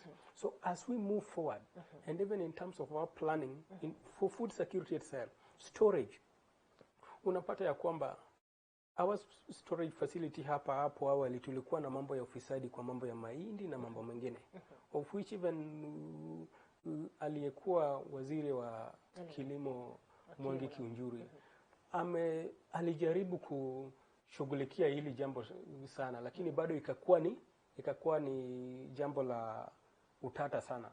Unapata ya kwamba kuna wale ambao they take farmers produce and they don't pay back.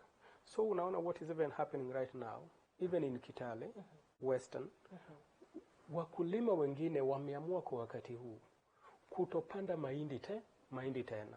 Kwa kuwa no placement of the markets to the markets, again, no incentives and even grants, and even the loans, agricultural loans that they are provided with are very, very expensive, and they don't get paid on time. When you go to that line, we anchor it upward. How does the nation domesticate and implement the articles and clauses which are clear attributes of climate change conference? That should also trigger on green finance. How should you also bring this back to our economy? You find that the nation, when this money comes to the government ministry, it doesn't reach the common people, while the Kenyan government in a bigger way is funded. So you may find these parastatals in different agencies doing more work than the government commitment itself. Naam, thank you very much Sigara Gumba. Lushiri, kauli yako kuhusiana na hiyo, bado tukiwa katika vumbi ya hofu ya ukosefu wa chakula, uvamizi wa nzige na mambo kama yale. Serikali yetu na katika kuweza kusisitiza swala hili katika ajenda zake kuu, tumepiga hatua? Swali tu moja ningependa kuuliza. Tuwakumbuka Galana Kulalo. Sijui kama tuwaikumbuka. Serikali ilikuja na mikakati mwafaka ili kuhakikisha kwamba nchi yetu iko na chakula cha kutosha na hakuna upungufu wowote. Lakini tunaangalia kwamba hata mikakati kama hii ikiwekwa, bado kuna upungufu fulani. Galana Kulalo ilikuwa project ambayo ilikuwa ina uwezo mkubwa wa kutusaidia kupunguza makali ya njaa katika nchi hii. Lakini mwaka moja, miaka miwili baadaye tunaambiwa kwamba imekuwa tu ni nchi tambarare, hamna mazao yote pale. Waelewa. Na kwa nini? Ilikuwa juu ya ufisadi. Inaweza kuwa tumeweka policies zenye huyu anasema hapa hivi. Anasema kuwe na policies, kuwe na financing, kuwe na kila kitu. Hayo yote yapo. Ukienda pale Kilimo House utapata sera baada ya sera ambayo inasema kwenye faili ni vipi tutapigana na baa la njaa. Ni kweli hizo sera zipo na pia zingine zaendelea kutengenezwa, lakini ni nini ambacho kinakosa ndiposa bado tuko na njaa. Kama mwaka uliopita kulikuwa na 23 counties, gatuzi 23 out of 47 ambayo ilikuwa na kabiliwa na njaa. Naam, umeuliza swali zuri. Ni kipi ambacho kinakosa? Naam. Kwa maoni yako? Naam. Kwa maoni yangu kipi kinachokosa ya kwanza ni ufisadi. Ukiniuliza nitakwambia ni ufisadi. Manake kuna kitu kinaitwa equalization fund. Equalization fund ni kusaidia majanga kama haya ambapo yanatokezea haswa maeneo ya northeastern, eastern and those kind of places. Hii ni kusaidia kukabiliana majanga kama njaa na mengineo. Sasa kama ni pesa zipo, shida ni ile pesa zile za fujo. Mtu akiulizwa hataki kusema pesa ziko wapi. Anasema ni milioni hii si milioni ile. Naam, naomba kwamba nibaki na dakika 3 tu niweze kukamilisha. Naam. Kuendelea ni kusema kwamba yafaa serikali iwe makini sana katika janga hili la njaa.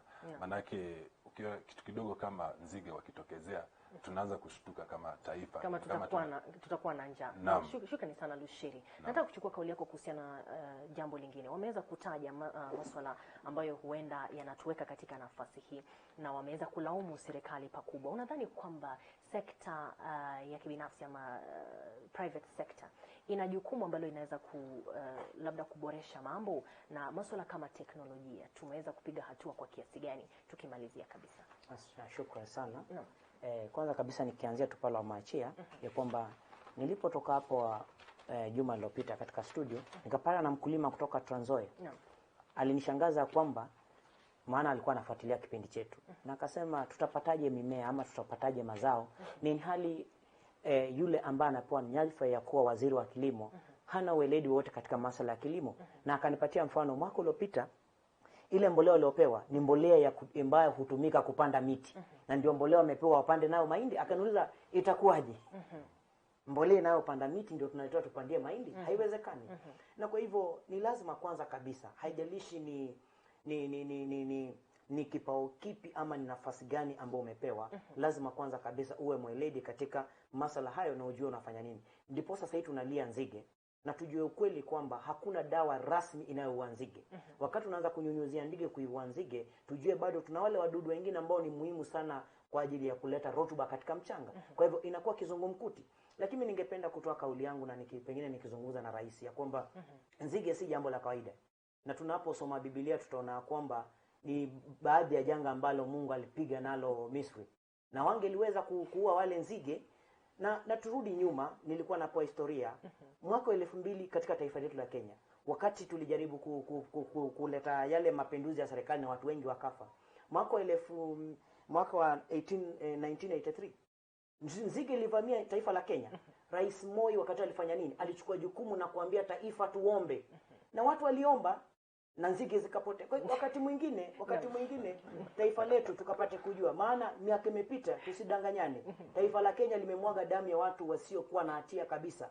Maana nzige haikuji katika nchi kwa sababu tu zinakuja, yaweza kuwa ni mpigo. Tunajua swali ni nzige imekuja, farao ni nani? Shukrani sana.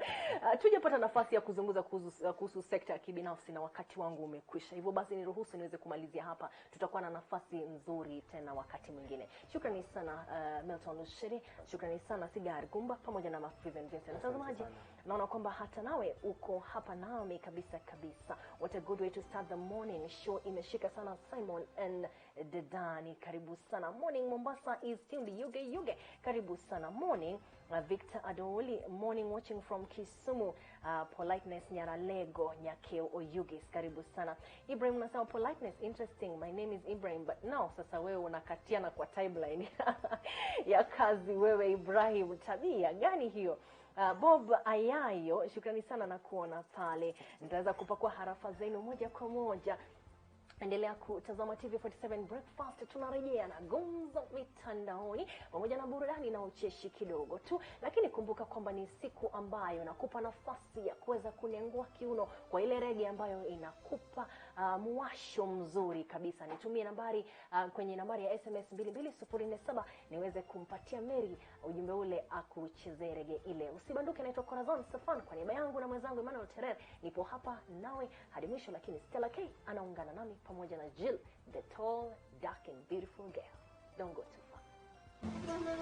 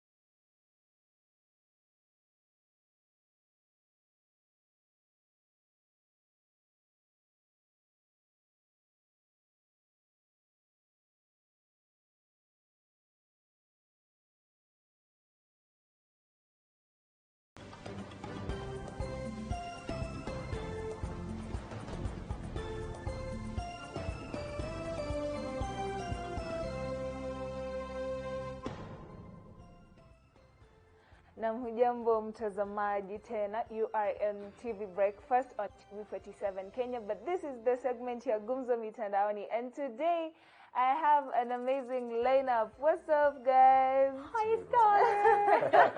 Nini Alan? You know, you maybe mezoea kumwona on business segment. Ebu tell us what you're doing here today. Well, I'm here to discuss life. Discuss life. Life is what you love, eh? Yeah. So first of all, Jay and Beyonce, they launched the Rock Nation. It was on Saturday or Sunday. Yeah. It was on the weekend. It was during the weekend. Yes, they had the launch of the Rock Nation. And me, what I can say, I'm sure you guys have watched the thing. What I can say is that Kenyan men are not ready. Because that was too much success. Alan, would tell us. For me, okay, personally, it's not that we're not ready. It's not that we're not ready. Kenyan men are ready. Kenyan men are ready. The problem is this level. This is on a whole other level. This is what level? You guys have the capacity to do that. Just stick to one woman. Is that too hard to ask? Well, we do stick to one woman. It's just that even Jay-Z himself was caught in a scandal, so he tells you one thing. Wow. We try to stick to one woman. Yeah. So it's for the woman to handle like all that, you know, just put it behind your back and say, oh, you know, well, he's cheated, but he's still a billionaire, so let's do this. Exactly. I mean, if you guys love each other, if you two love each other, it's all about tolerating each other and compensating each other. Yeah. First of all, this was one hell of a brunch. Or can we say heaven of brunch? Because in the beginning, but then when Beyonce and Jay-Z got together, all of us were wondering, what did Bey see in Jay-Z? Because Bey is Bey, and then Jay-Z is Jay-Z, you know? But then you look at this, and there's this bad girl thing in her, and there's this bad boy thing in Jay-Z, and it just looked so pronounced during this brunch.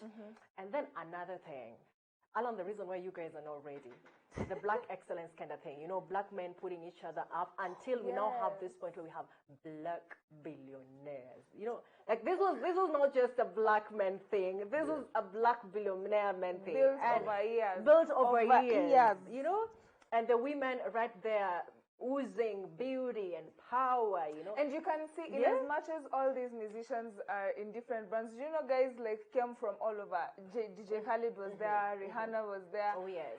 I'm sure if it was there, I'm sorry to do this. I'm sorry to do this, but if maybe this was a calligraph thing, guys would be like, hell no, I don't like OG, I ain't going nowhere. Well, I think it's also a culture. Maras Abril is beefing with it's a culture. It's a culture in the States because it's all about empowerment. Did you guys look at the dress code? I know. Did you guys look at the dress code? Because I remember the part where Jay-Z was getting to the car and these reporters like, guy, you have pink on. It's mauve. Oh, yeah? It's mauve, bro. Oh, my God. Oh, yes. Too much money. Okay. And, I tell you. And it's like, oh my God. I know. Whoa. This was hot. You know, by all means. And it's the bad side. Well, don't also forget when you have money, everything looks good. Even if it's bad. Yeah. Because I remember I usually when new brands are launched, and I usually see this joke online that as long as Rihanna Java, you're sipoa. Rihanna when atavai kitu ya 5 bob, that thing will be grossing on Amazon the next day. So okay, can we first get it just clear? It won't be 5 shillings for whatever reason. It's cool, Bill. It's cool, Bill. But I totally get what you're saying. But I'm just thinking, Stella, Alan should allow us together with everyone else to import black men. Come on. Yeah, because you guys are doing the minimum. No, you know, listen, we're not doing the minimum. What these guys are doing can happen. Look at that. Look at that black excellence. You know, we have Didi right there. Hart is giving a message. I mean, I do this all the time with with the brothers. Where are you ladies? I'm always doing this. The problem is that maybe we're not just drinking this expensive champagne. We might be sipping on something else. But yeah, we do this. This is like a pool of ego, a pool of chivalry, a pool of success, a pool of black. Can we repeat that 3 times? A pool of black, you know? It's on top. No, it was good. It was amazing. You guys, you had an opportunity to start a boys' club. As soon as it was trending, it ended. Ego 2. You guys just finished like and now you want to match up to Jay-Z. Never. It ended up being men's conference in Lesotho. So moving on, for the past few days, starting this week, there's been a rather sad story. I don't know which angle to take, but we shall hear it out from our panelists. If you guys know Mildred Atieno, the lady from a group on Facebook known as Buyer Beware, was caught in a scandal until she had, I don't know what happened, but to some extent she got in a scandal with a police officer, and at some point she threw the police officer out, and then so many stories started emerging. She was trolled online, and you know, the unfortunate happened. What do you guys think about cyberbullying? Well, with regards to, first and foremost, cyberbullying, it's not a good thing. It's definitely not a good thing. And with regards to the lady who was, you're talking about the lady who the cop went to the car, right? Yeah. Or it's the same video, right? It's a, yeah. The lady is an admin at a group in Facebook called Buyer Beware. Yeah. And now, she used to expose people and even con them money and even ask money from them so as to pull down stories, or so as not to go on, so as not to take stories online. And now when it got to her turn, it was, you know, a different story. I think also before Alan comments, Buyer Beware has been spoken about, and it's been on the news, in the headlines for every wrong reason and right reason. Some people say that she exposed people who had debts. When you do business and there's a debt and you haven't paid, then she exposes you. And some people claim that after that exposure, then the victims were trolled and others committed suicide. So then the others were actually supporting and saying, if you don't pay your debt, she's not responsible for whichever way you act when you're exposed. Others are saying that is pure cyberbullying. You cannot expose people, get them trolled, get them insulted. You're called a boy, you're called a slut, you're called a loser. Definitely. When it comes from that angle, then I believe it's somebody's personal business, so to say, so it shouldn't be aired out for every other single person to deal with it. I think it should be a personal thing. But you see, in the recent past, there have been groups online like Kilimani Moms and Chichad Nairobi Moms Original, I don't know, now Buyer Beware. I think that's where people take their frustrations and their worries, because they feel like following the law takes a longer time, so they'd rather take Sharia mkononi literally. No, I think also before you continue, maybe we can take a look at the clip, because it's a very controversial topic. Let's check this out.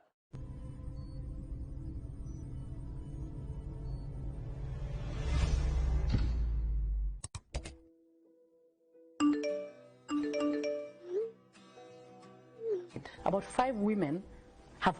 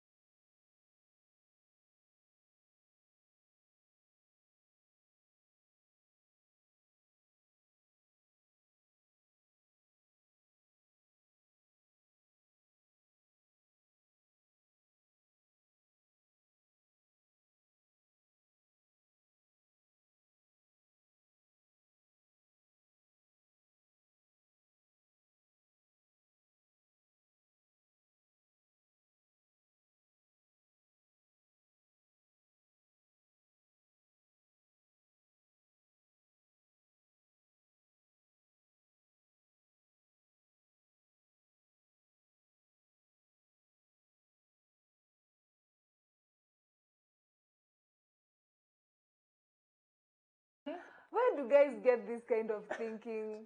I mean, this is just basic things. These are just basic.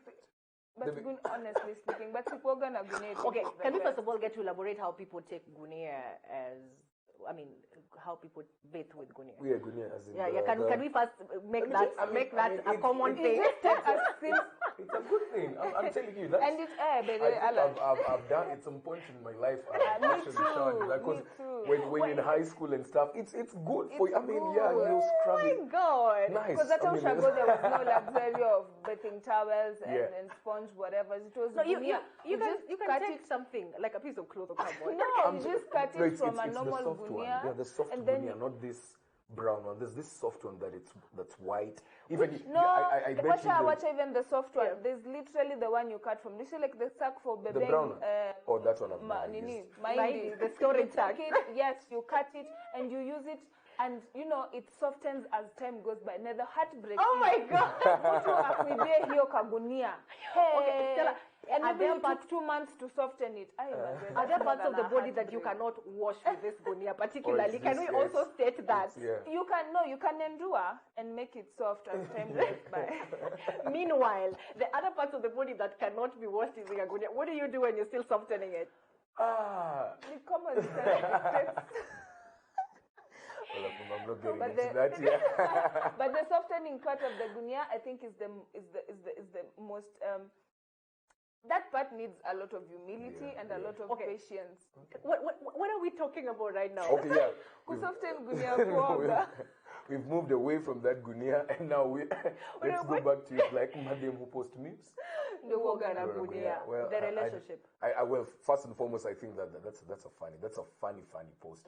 But I don't know. When it comes to memes, I'm always super interested in checking out the person himself. Because let me tell you one thing, it's so easy. No, it's so easy to tell somebody's like insecurities from a meme. Oh my let me tell you, it's so easy. Like just focus on your friend's contact list.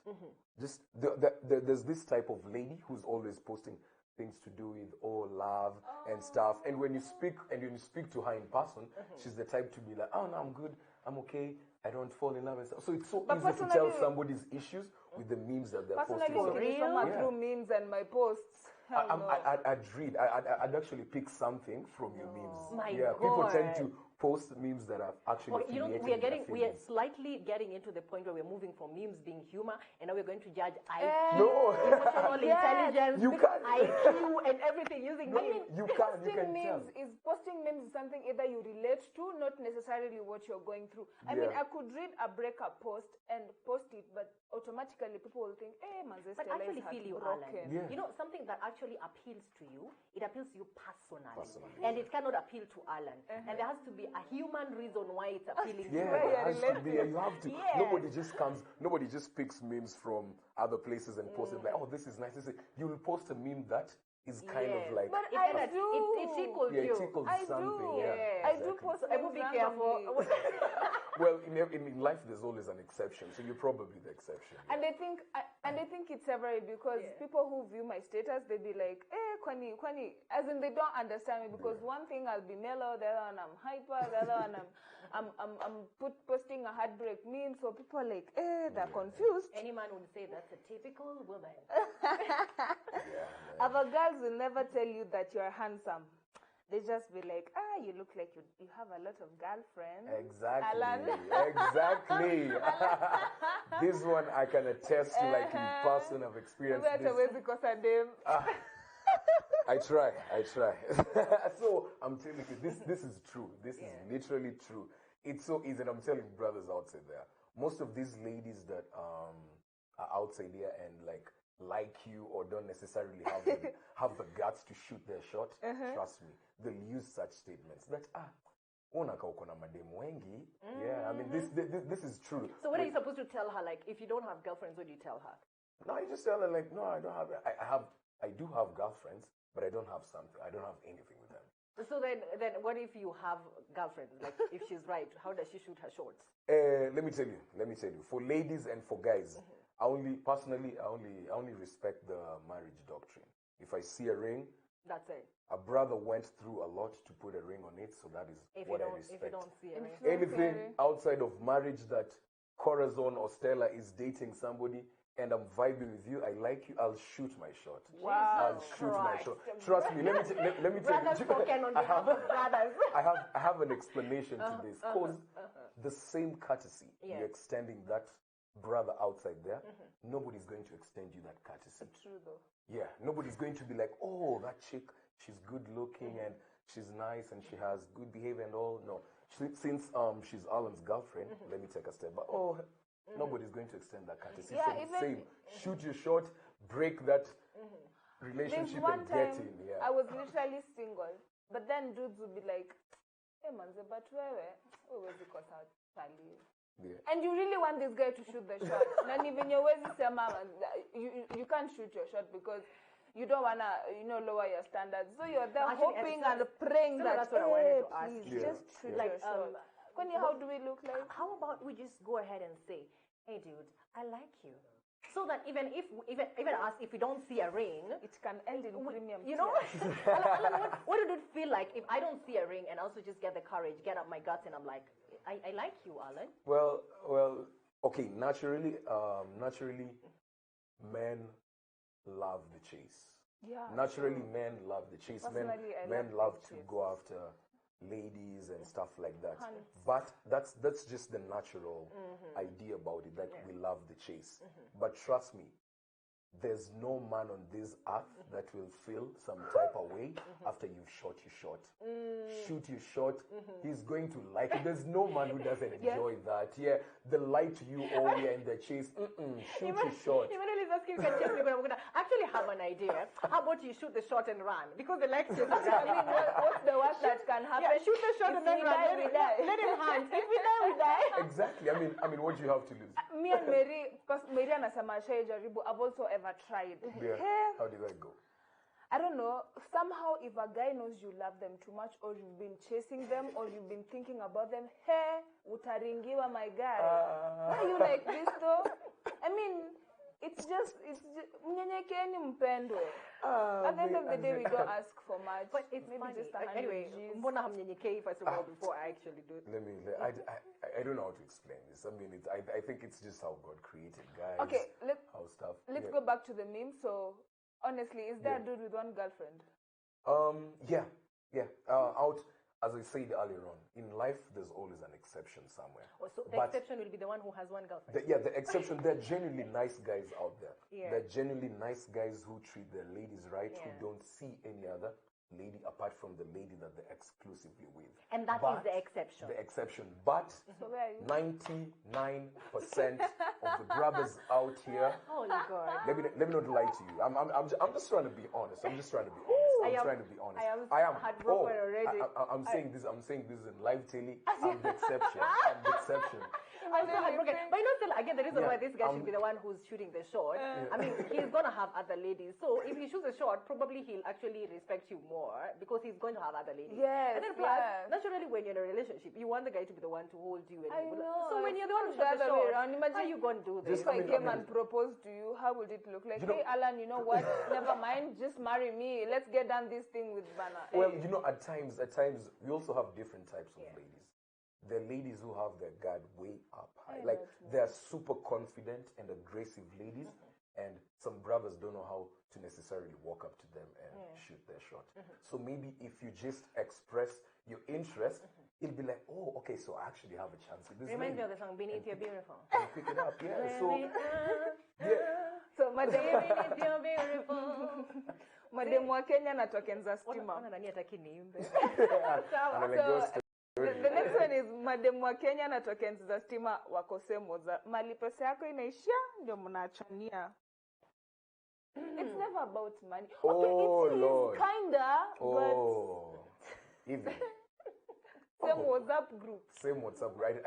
I seriously don't know why these memes are speaking so much truth today.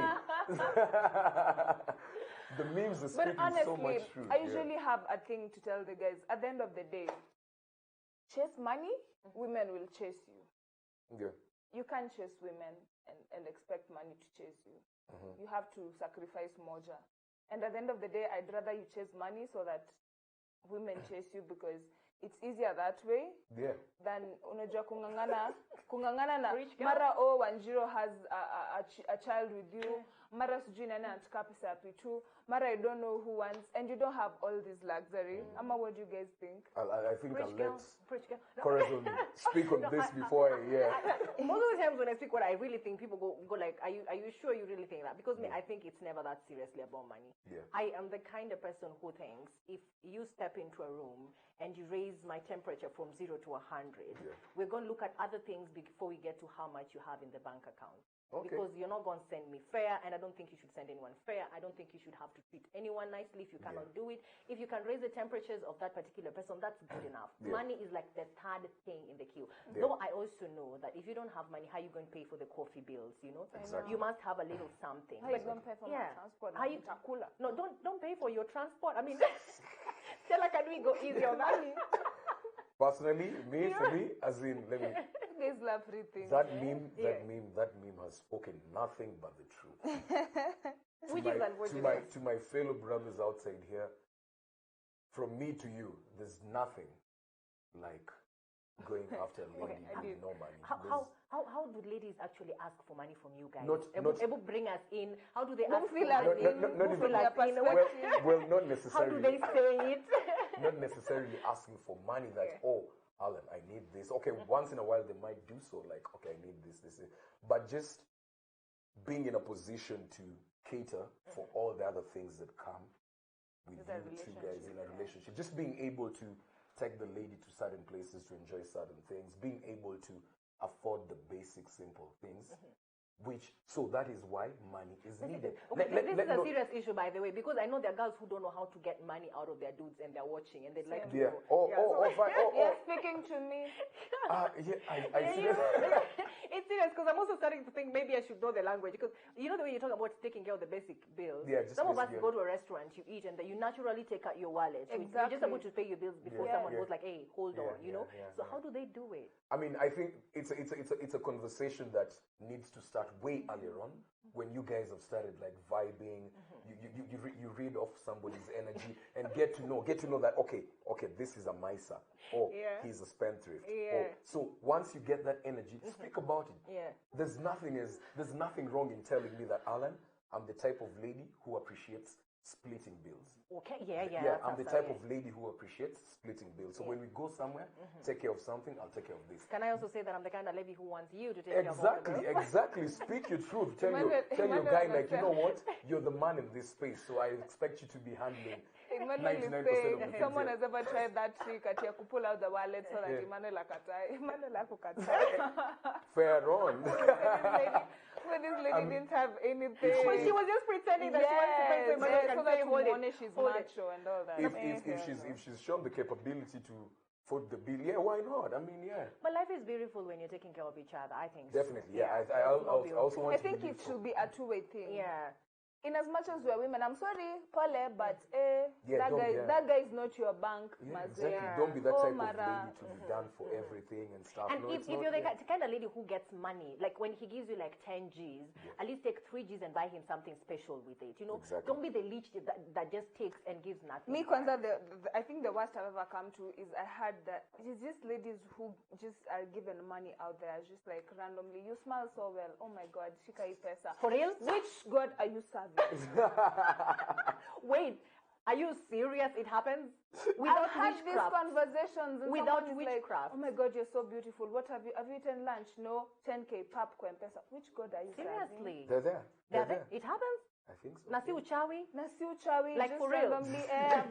I've booked you a plane. Let's go to Malaysia. Hapo mimi nimengangana tunde to Diani peke yake. Oh my God. Yeah, a friend of mine actually got a text message. Can we go talk in Qatar?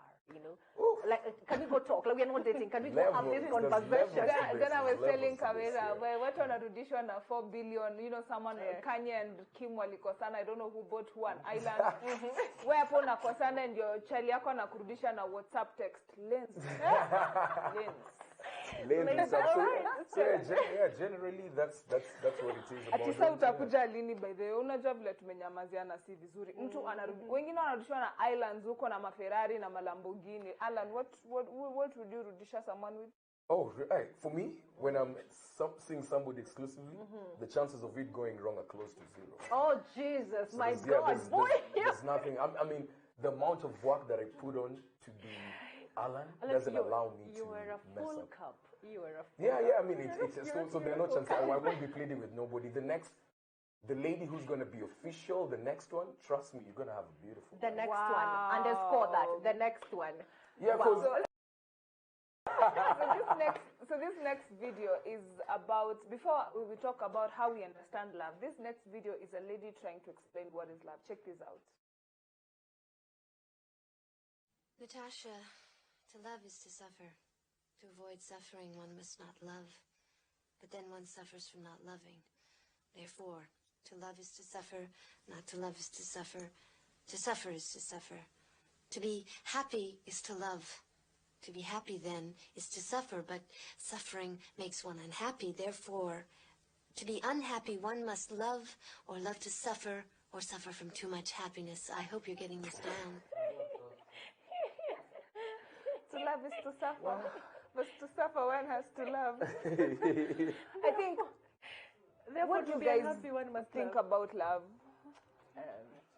yeah, well, I always love letting the ladies go first. Corazon, have this. What do you think about love? What do you think? Well, about she has said that, therefore, to be unhappy means to love. I mean, she has just equated suffering and love. I have been telling one thing over the years, that love is an intense feeling. It's an intense emotion. And it has to grow as time goes Exactly. by. You don't fall in love. It's not a hole that you walk into and then you find your feet inside. That's not love. With the one that is really love, it's an intense emotion. And being intense, it is tumultuous. Like it has intense and turbulent emotions. Right? So it's not for everyone. So actually the kind of prayer you should make to God is, if I don't have the capacity to manage and handle love, don't give it to me. But if you created a capacity in me to handle love, then please give it to me, because not everyone can handle it. It's a big feeling. I think the worst has ever happened to me and to someone I know is, has someone ever, okay, wacha niseme crudely, has someone ever katiaed you and you don't feel them? And then to some extent you just start feeling them gradually, you start falling in love, you start, knowing them too much. And then ile siku imefika 100%, then mnaachana. What? My God. Don't say men. What do you mean by men are? I mean, how do you come to my heart and my soul and you make me feel this type of way, and then when now I feel you is when you're telling me that I don't think we can be something. Kwani what were we? Stella, let me ask you. Let me ask you a simple question. How do you, when you're young, how do you get to learn how to ride a bicycle? Do you wake up one morning and you get hurt? Exactly, right? Me, I don't come to exactly. No. So you learn how to ride that bicycle slowly and slowly and slowly.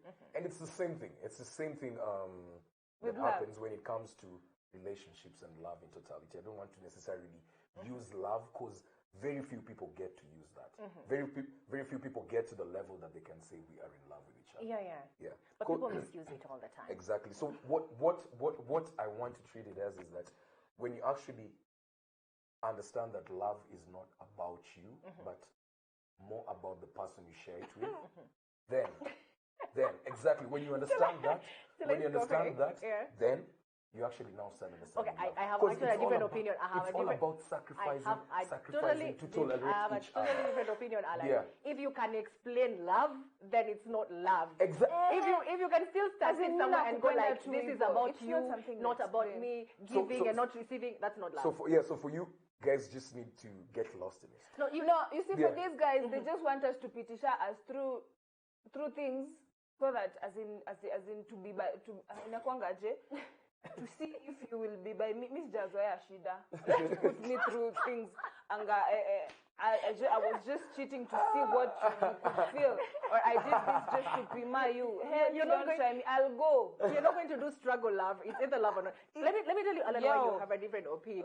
Struggle love, because you guys don't love with your heart. You love with your head somehow. Yes, you know. So, but the reason why we are telling you, if you can explain, it's not love, because us guys get in with our heart. And believe me, when your heart is beating, you actually feel that feeling. It's one and the same thing. And I think it's a disadvantage to ladies, because ladies handle literally everything with emotion. You know, your We first are instinct, fragile. and that's how women are built naturally. So women go into everything. So it's not a with an disadvantage. emotion. Because if we could reason like you guys with love, we wouldn't be crying for you like this and that, and then you guys are stupid and dumb. So, but nothing would survive. One day women will wake up. You guys mutalia. You will cry. There's one thing I do know. Even I remember when he was receiving his Lifetime Achievement Award, I think in BT or something, Lionel Richie. Okay, he said no matter who you are, it doesn't matter if you're a gangster, if you're a thief, if you're a what, every single human being at some point in their life and time, they have to tell somebody that I love you. So, and the genuine one, like I love you. So at some point, it will happen. Nobody knows the time that you come across it. It might take you 100 women, and probably 101th women. The woman is when you get your love. It might happen. It might take you 1,000 ladies, 10 million, I don't know. It might take you one. So for ladies, I think ladies should also just take it as that. Just try. I mean, you tried it, then it failed. It's all good. We are not like that. No. Yes. As like when we try, and the more guys we date, the more morally we become. But for you guys, the more ladies you date, the more kings you become. It's not fair. And then again, we don't fall in love all the time. You know, like it takes you a while, guys, and then you begin feeling this one, and that's the one you want to feel. You know, however good the others are, you just want to feel this one. And then he is being a douchebag. You know. Okay, a rather relatable meme, but on a shady note. Wale uncles wetu wanono walikuwa wanatutafutia kazi kwa jeshi na watoto wao hawana kazi. Watutafutie mabibi sasa. No, honestly, this is a whole new topic because I was seeing guys somewhere else saying, by the way, turudi tu kwa kutafutiwa mabibi. How hard is it out here kwani? Arranged marriages? How hard is it out here? Does that still happen?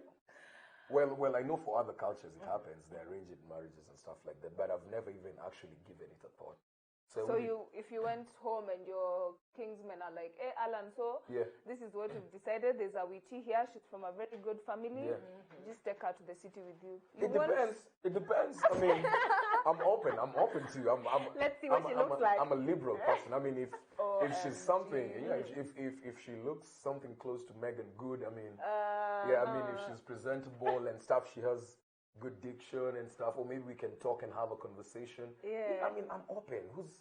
Love is all about getting to know somebody. I don't know her at that point, so who knows? So you guys are actually okay with arranged marriage because all you care about is what she looks like. No, hey, Cornerstone, hey, don't be putting words in my mouth. No, but as long as don't put words in my mouth. She's Megan okay, you're all right with it. She's Megan Good. I mean, there's a lot. There's different people have preferences, right? Different people have preferences. Some go for character, some go for the looks first and foremost and stuff like that. So I have my own preference. I won't name them on live. Said, I mean, if you want to, just reach out to me. Arranged marriages actually work, and I think they work better than the ones that people meet and fall into whatever holes people fall into, because the expectations are, I will be dutiful to you, I'll respect you and take care of you as my wife. I will be dutiful to you as my husband, so I will also serve you, you know. It's that simple. It's an arrangement of duty.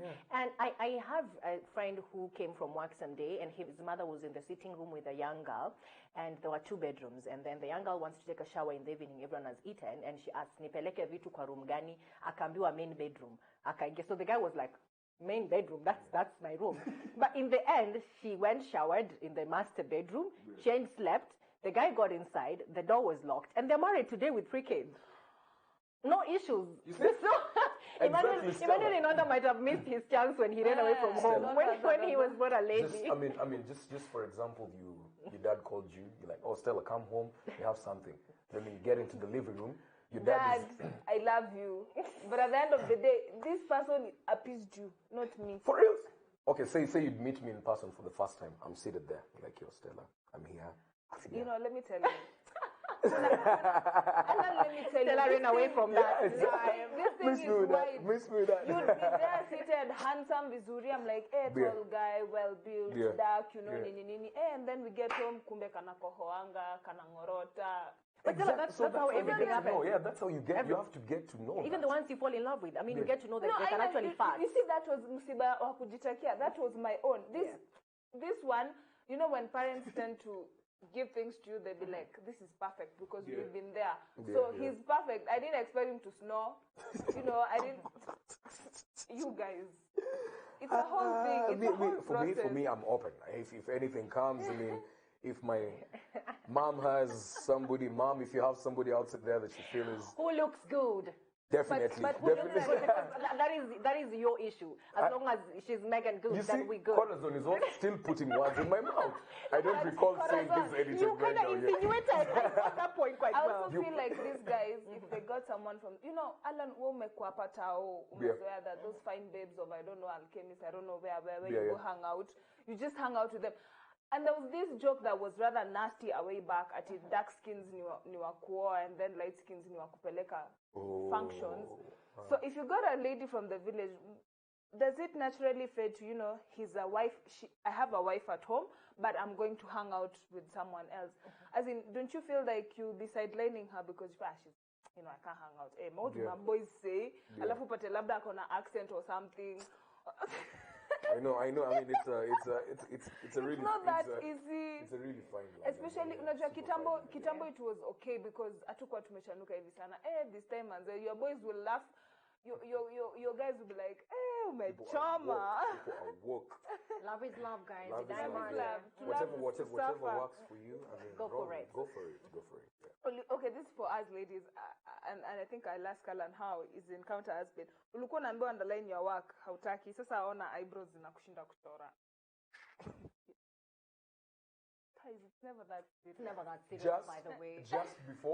Just before Stella. I know someone's going to focus on my eyebrows. Yeah, just before Stella and Corazon jump into this. Here's my say.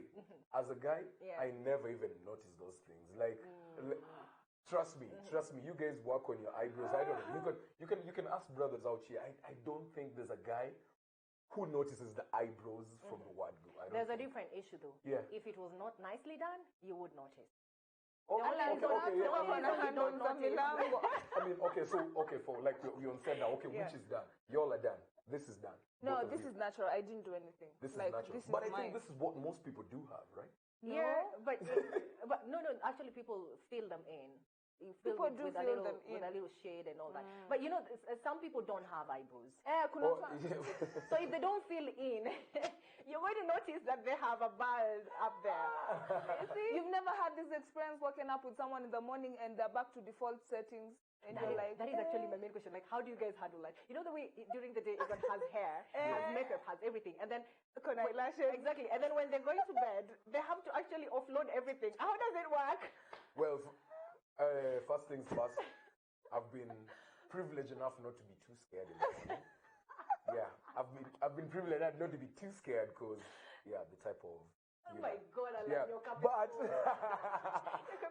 But yeah, I mean, I've had those experiences with probably my cousins or something. Like, oh, so this is how you look in the morning. Yeah. Okay, get back to your old self.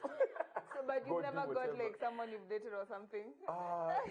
Yeah, I mean, they woke up and like, who are you? They kind of look different in the morning, but not too that bad. It's okay. Like, yeah, you babe. You can handle it. Yeah, you're mine. Like, too cute. Like this, I'll take you as you come. But get back to your old self as soon as possible. This is my advice, Stella. When you're going for a date with someone and you actually have the intention of taking it further, please go for 1 or 2 dates without makeup and hair. Get them to see what to expect, you know? I usually say, first feel beautiful without makeup. Then from there, anything is possible. I know people who literally can't leave the house minus 2 hours of face beat. Me like this, I wake up at 6:30, 6:35 and cook on that. We're going to question how long. Like this. We're going to question how long you take to shower. So Kimalizia, before we do the challenge, there's another question that is touching. There's some guys who view women who do makeup as I don't know how, but as in they're less of women, less of, you know, a lot of things. Well, coming from a guy, there's nothing that's a lie. From personally and from the type of people that's somebody who's lying to you. Makeup is just like any other product that was put outside there to enhance something that's already beautiful. Yeah, and I'd say this. Use it. Ladies, don't let anybody make you feel some type of way because you're wearing makeup. If it's what makes you look good when you're outside there. Then when you back to the house, deal with your issues, sleep, wake up, use it. Don't let anybody But you know, you people again are very funny. You'll be there educating people online how you wanna. Okay, yes, fine, you'll marry that natural woman, but go cheat with a woman who does makeup. Mnatakanga nini? Yeah, and this is with Seven the advantage. I'm sorry, brethren. They won't tell you no accessories. Don't put on trousers. Don't do this to your hair. Don't do. And then outside there, they're actually doing women who have all that. They're church perfect with you in church. That's perfect brethren. couple. Yeah. Sorry. Even before Stella wraps this up, I mean, I was watching a video just a while back. I think it was done by Caroline Mutoko when she was speaking to some ladies outside there. There's nobody. It doesn't. In this time and age, I still see people, and this was Caroline addressing those. She was telling those ladies, lose those long skirts. Lose those words. Take an example. One day, just regroom yourself. Have a really nice lengthy skirt with the skin, nice blouse, and walk into the office. See the reaction vis-a-vis what you're having. So don't lie to yourself that your grooming has anything to do with your character. Look as good as you can look when you step out of the house. Lose the wife material mentality. Lose that wife. Nobody's going to look at you looking so haphazardly and stuff. Ladies Personally, me wear materials, Stella, we're told there is a challenge. Oh, okay. Yeah, but again, there's time. I'm kind of happy because, you know. Okay, so what's happening? What's up? First of all, what was the challenge about? You're going to do something special that is just uniquely you. Yes. Alan? Is that something that we don't that know people about don't you? know. Yes, something just special about you, and we don't know that makes you happy. Yes. Oh, me? Oh, wait. This is. I'm also in this challenge. Yes. So because of time, Corazon, we will start with you. Then I do as Alan thinks about what's special about it. First of all, I'm panicking, but we're going to do this. I'm panicking because I've never done this particular poem before, but I wanted to do it so much because I am at a point where I feel many youths have had dreams. They've gone to school, they've had to graduate, and they wanted to have beautiful jobs and beautiful women or beautiful husbands and families. But then those dreams are now festering. Reason being, there are no job opportunities and people are in the hole. So this is a poem by Langston Hughes, and it's called What Happens to a Dream Deferred. What happens to a dream deferred? Does it dry up like a raisin in the sun, or fester like a sore and then run? Does it stink like rotten meat, or crust and sugar over like a syrupy sweet? Or maybe it just tugs like a heavy load. Or does it explode? Langston Hughes, presence. Yes. Girl. Poems and all. Okay. So what most people don't know about me, especially when people think my generation listens to Gengeton or some shady songs, but the truth is I love songs from the 60s, 70s, 80s and all that. I listen to Lionel Richie, I listen to Sana Twain, I listen to Celine Dion. So here's a song by Celine Dion called Because You Love Me, and I think I have a voice to sing. Maybe I don't. I don't know. So here is Because You Loved Me by Celine Dion.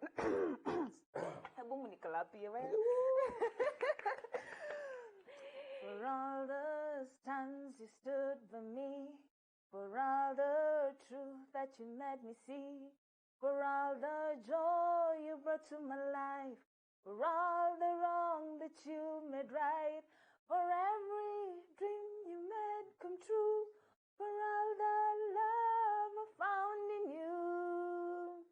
I'll forever be thankful, baby. You're the one who held me up, never let me fall. You were my strength when I was weak. You were my voice when I couldn't speak. You were my eyes when I couldn't see. You saw the best there was in me, lifted me up and I could reach. Woo! Nice. Because you love me. Okay. Oh nice. There you go, girl. I love guys. Yeah. boy, this is your turn. Let's go. One. Well, It's your turn well. now. Two. Let's go. Three. Well, let me tell you something we're going to about to be. Well, the first, okay, there are two, but the first one is one of my happiest places. Yes. But I can't do that right now because we don't have the set and stuff. Yes. But the next thing is that I'm super, super big on faith. Ah. Yeah, I'm super big on faith. Okay. And I'm a prayerful person. I don't break bread without smacking the light, or might I don't go to sleep or wake up without doing that as well. You look like a serial player. No, all those other things Bring, are there. bring but the someone. Bring the someone. We're going to do the choir after that. Oh hell, Yeah. I think I'll just probably just finish it our set with a word of prayer. Oh yeah. Yeah. I think That's amazing. Oh my exactly. God. Yeah. So this is the point where we actually say a word of prayer to finish this. Okay. Yeah, so do we sign out before? Yes. Do we sign out? I don't Then know. we pray. Yeah. I think we pray. Then you guys sign out. All right. So, Makes sense, right? yes, Stella. Take us to the next Okay. segment. Thank you very much, Stella. I think that has been an amazing session. You know, it's been so funny. And I'm booking sessions, guys. Thank you so much for joining us. guy, That was the good guy, amazing. Yes, that was amazing. So, we have been talking about English and English. We've been talking about all this in English. Lakini mtazamaji, kwa sababu lugha yetu ambayo kwa tunaipenda sana hapa kwenye TV47 Breakfast huwa tunaienzi na ndio tunatumia, ila akina dada wengine na akina Ala na weno wanapenda lugha ya Kimombo. Lakini hii ni TV47 Breakfast, na kama ilivyo desturi yetu kila Jumatano tunakuletea mapishi moja, Jumanne samahani, tunakuletea mapishi moja kwa moja, na haswa mapishi ya kiamsha kinywa. Hivi hapa mimi niliweza kutembelea jikoni moja ya mpishi mmoja na nikaweza kukuandalia. Lakini tunapokuacha na hayo, naitwa Corazon Sifana na mimi naitwa Stella K. My name is Alan Wino, aka the good guy. Oh, so then the good guy gets to pray for us as we close this session. Oh yes. Oh fine, let's believe and pray. Lord Heavenly Father, we come to you this morning. We thank you for the good day that you granted unto us, Lord and Father. There are people who didn't get the opportunity to wake up today and see today. We thank you and we're grateful. Heavenly Father, for the basic needs and all the privileges that you accorded to us, we know there are people that lack that as well. Make us see this, make us be better human beings every single day, and whatever issues that we tackle, I pray that you guide them so that we may lead lives of examples and not at what we have. In Jesus' name I do pray. Amen. In the grace of our Lord Jesus Christ, the love of God, and the fellowship of the Holy Spirit be with us now and forevermore. Amen. Oh my God. All right, I think that I need a gonna get us prayerful a good day. husband. Thank you guys. Thank you so much. Thank you kids for coming.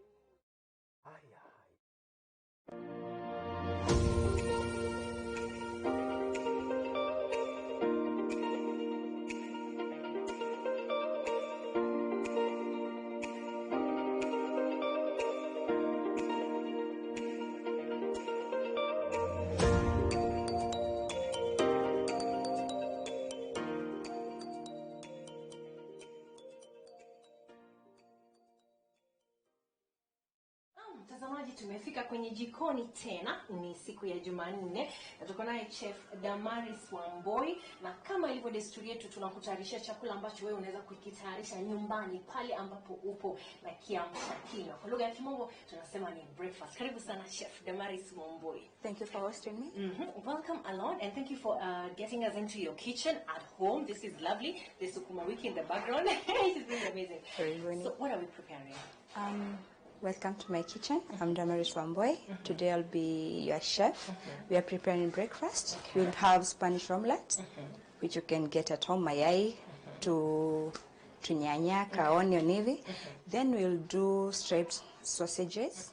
Then we'll do the pancakes. The pancakes. Yes. Okay, so just so that the viewer at home can see it, we already have this. What is this? This is hoho, kwa lugha ya mtaani kwa kila mtu, lakini for the professional way, we do it as green capsicum. Okay. Yes. So we have already chopped it finely into strips. Yes. Can anyone chop it in any other way, or it has to be like this? You can do it diced any way you like it. All right, but this has been chopped like this, so it really looks nice. By the way, we washed our hands already. And then this is onion. Onion, red onion. Okay. I'm a bulb onion. but you can do with whatever. We have white in this one, but I prefer the red one because of the taste. Nicely and finely chopped. It's really, really nice. And then we still have capsicum. Capsicum. Ho-ho. Ho-ho. We can just call it ho-ho. And then you have the tomatoes. Yes, that's for the omelette. All right. And then we also have another finely chopped onion right here. And this is garlic. Yes. Okay. And this is cucumber sliced. Then we have eggs. And then this is it. This is smokies. Yes. And we have chopped them into these stripes. And we haven't boiled it. This is how we got it from the company. Okay. Yes. We just stir fry them. I'll show you the way to do it. Sure. Take us through. So where do we begin? We can start with the smoky recipe. All right. We'll just head over to the cooker, then we do it. Oh, sure. So then we have oil. All right.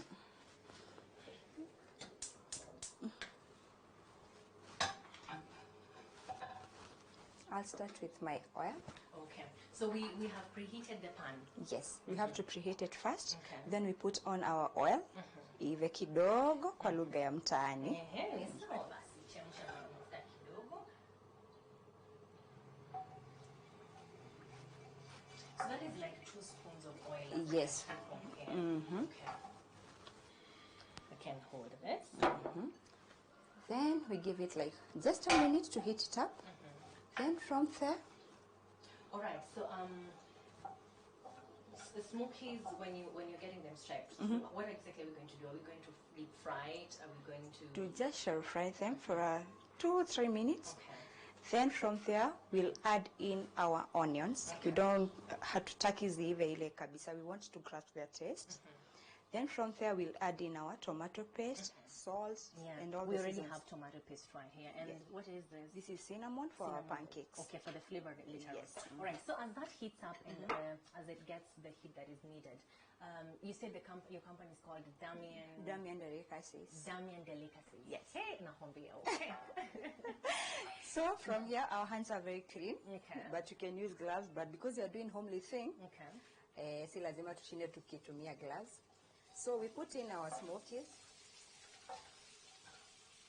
and stir well.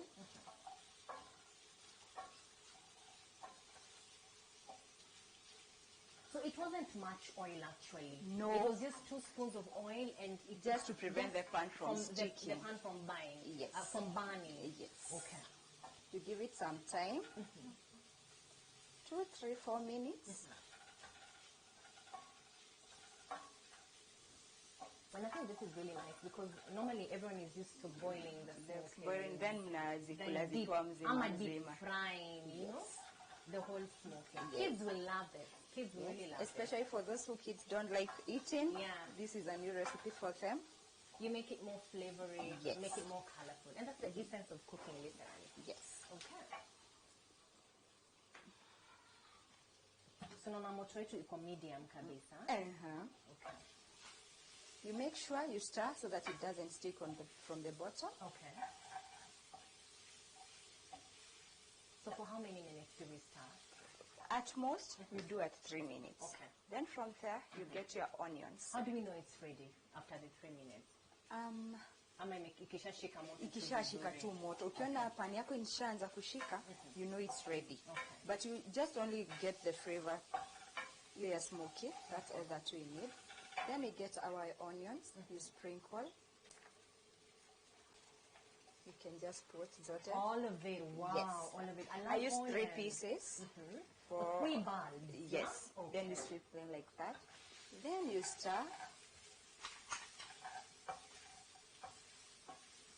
And I think red onions are really lovely because they have the color and also they have the smell. And the the flavor. Yeah, the flavor. Yes. It smells really good. You stir pole pole so that your sausages doesn't break. Okay. Under low heat, not so high. Low heat, yeah, I can tell the heat is really low. So that doesn't burn. Okay. If you burn, the taste won't be so fine. Okay. Yes. You can already feel the aroma. I can feel the aroma actually. The smoky sauce plus the onion. Yes. It really smells nice.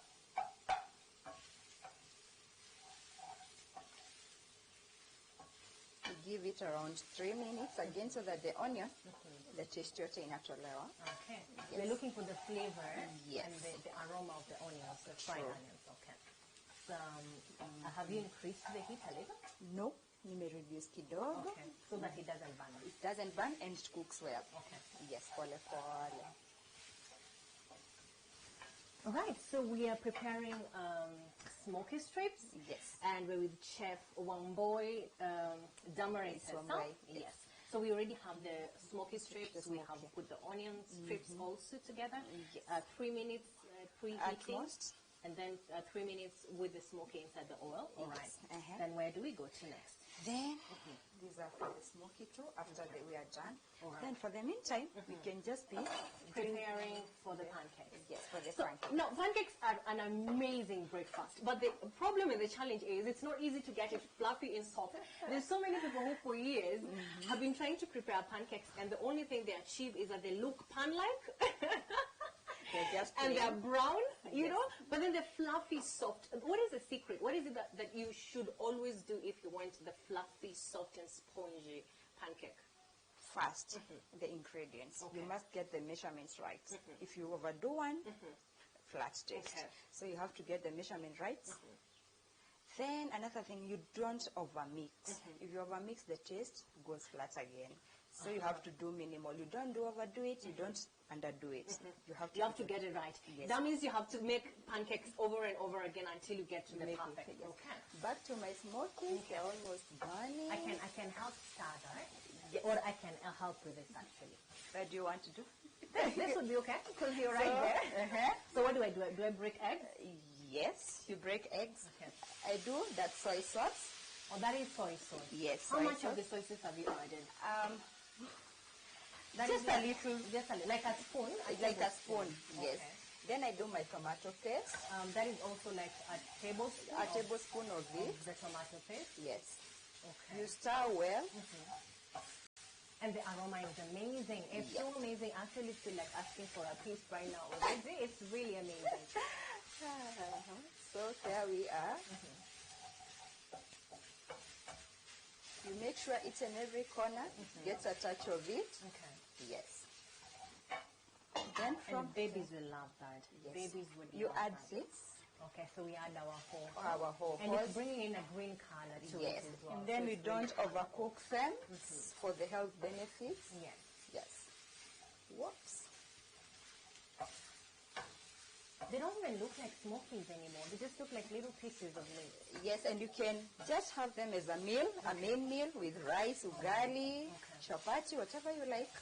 I'm at the breakfast. We have just to do it a bit kidogo. Then we put in our The nyanya. stripes of tomatoes. Yes. Nyanyas are inside, so now we have. Yes, you can use them as garnish, or you can just cook them like that. Okay. Yes, and the kids will love them the way they Because are. the color and the flavor and the aroma is coming on really, really nicely. Yes. Sorry for that. Then I'll add a little of salt, kidogo too. Okay. I like putting salt before chakula even. Okay. Yes. Why does it help to break the tomatoes? I hear salt helps the tomatoes to Breaking, tenderize. Yeah? yes. It tenderizes the tomatoes. And with that, whoops, my meal is ready. There we are. It's amazing. Let me just close this so I can actually really have a look. It's really amazing. Imagine, I don't know if you can get it up close, but it's really, really nice. The flavor, the aroma, it's all put together. Oof. I'm salivating. You can go ahead and have a Oh my taste. God. But it's hot. It's really, really hot. So let's see how it tastes with all the ingredients added to it. But it's really hot. It's really nice. For the chili Really nice. lovers, you can just add in, because we are doing a breakfast, maybe kids are involved. Hatutaki kuweka hiyo chili. But you can put a little chili. Yes, you can if you're chili person. And you say that we can have this with chapati? Chapati, rice, any type of starch you can have it. I'm telling you. Because it's a protein. This would be the secret to get you that ring if you want the ring. For those who really want the ring. Or who don't want their babies to go to the neighbors. This is it. And if your mother-in-law is multi, this is the secret. I'm She'll telling you, cool down. This she'll cool down. My daughter-in-law, don't mess with her. This is nice. Yes. Oh, the fire is out. Yes, Okay, the fire so is we're out. back now? Yes. Just a minute across here.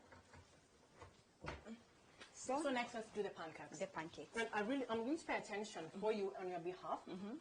Of you, the viewer, because I want to get this right just as much as you do. But I can guide you. Okay. You do it. That's okay. Oh, that's all right. Yes. Okay. So we need done with this. The soy sauce. Yes. We need a spoon maybe for the breaking. Yeah. I also think I'm going to wash my hands. Go ahead. So that the flavor of the smoky doesn't get here. And now because I'm a chef today, I've learned that my pockets are useful. So I'm just going to put this here so that I can dry my hands when I can. Okay, so where do I begin? Here, break in your eggs. I like using Kenyeji eggs, yes, for their yolk. Oh, it's very healthy, and then it is yellowish in color. Okay. So their pancakes won't be plain white, but they'll be yellowish in color. Yes. All right. I just use 2 of them. Okay. I know how to break an egg already, so thanks to you, Mama. Just go ahead. So we have 2 eggs. 2 eggs. Yeah, and I'm heating them really hard with just 1 heat, and just to get it right, and I'm not breaking the shells inside. Yes. That shows you if I was interested in the ring, I wouldn't be so far from it. So then have your whisk and twist them. And I have to whisk. Till it's fluffy. Till it's fluffy. Yes, you can just hold it like this.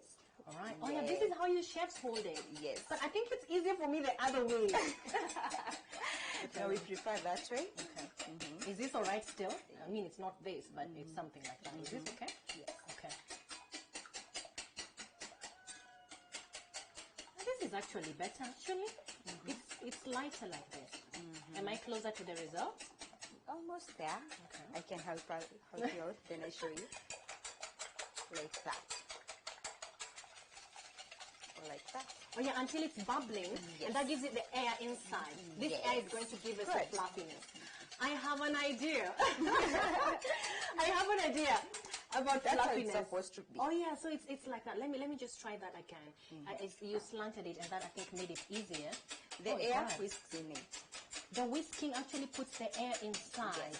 If I decide that I don't want to use the yolk and I just want to use the white part of it, would that be okay? Yes, if I that don't would want, be okay, I'm gonna mess this place up. No, it's okay. This is all right, yeah. Yes. Then what next?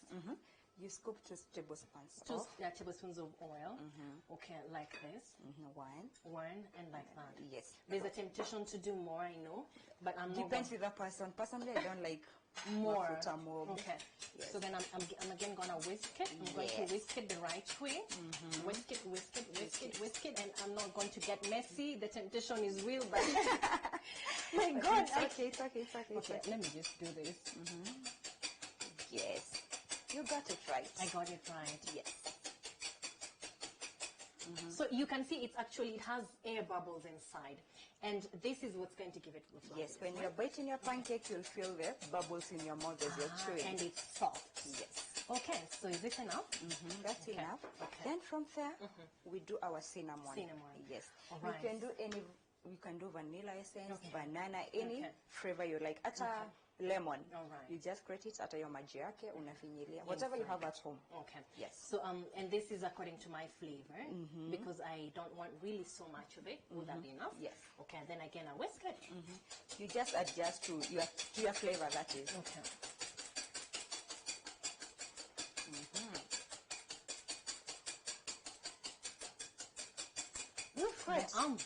Yes, it's tiring.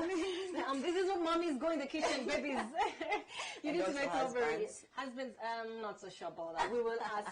Okay, then what next? Then from there, we add in our milk. Do I add all of it? Yes. This is like a cup of milk? Half of it. Half of it? Yes. Okay, there's a temptation to actually just sip a bit of it. You can go ahead. Oh yeah, thank you. Healthy. You don't need burnout. You can just put it there. Okay. Then we koroga kidogo. Okay. Yes. We still have the bubbles inside. Martin, I don't know if you can get it, but we still have the bubbles inside, meaning we're not losing the air. Yes. Okay. For the sugar lovers, you can add in sugar if you want. Okay. But personally, I don't like you sugar. You don't like sugar. Yes. Okay. Because finally we lose honey. And honey is sugary. So the taste and flavor will differentiate. All right. So is this enough? Yes, it's enough.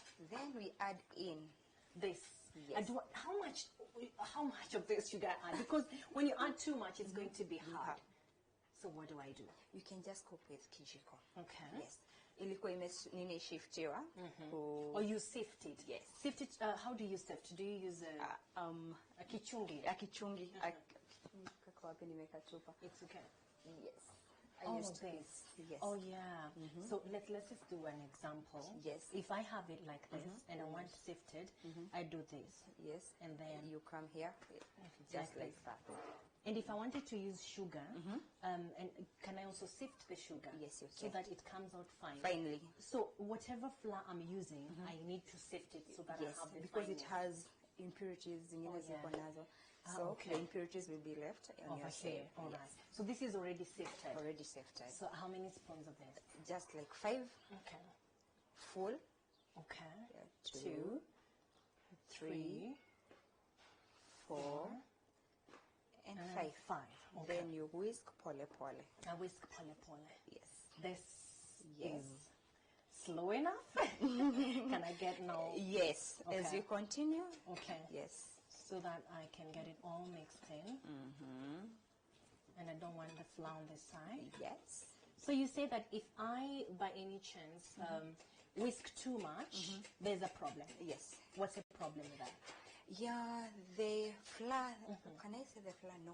Yeah. The mixture will be too light. Okay. Yes.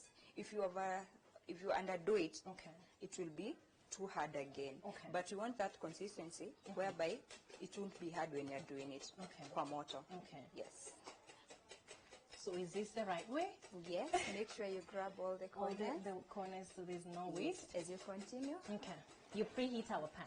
No, I'll just do my mortar here. Okay.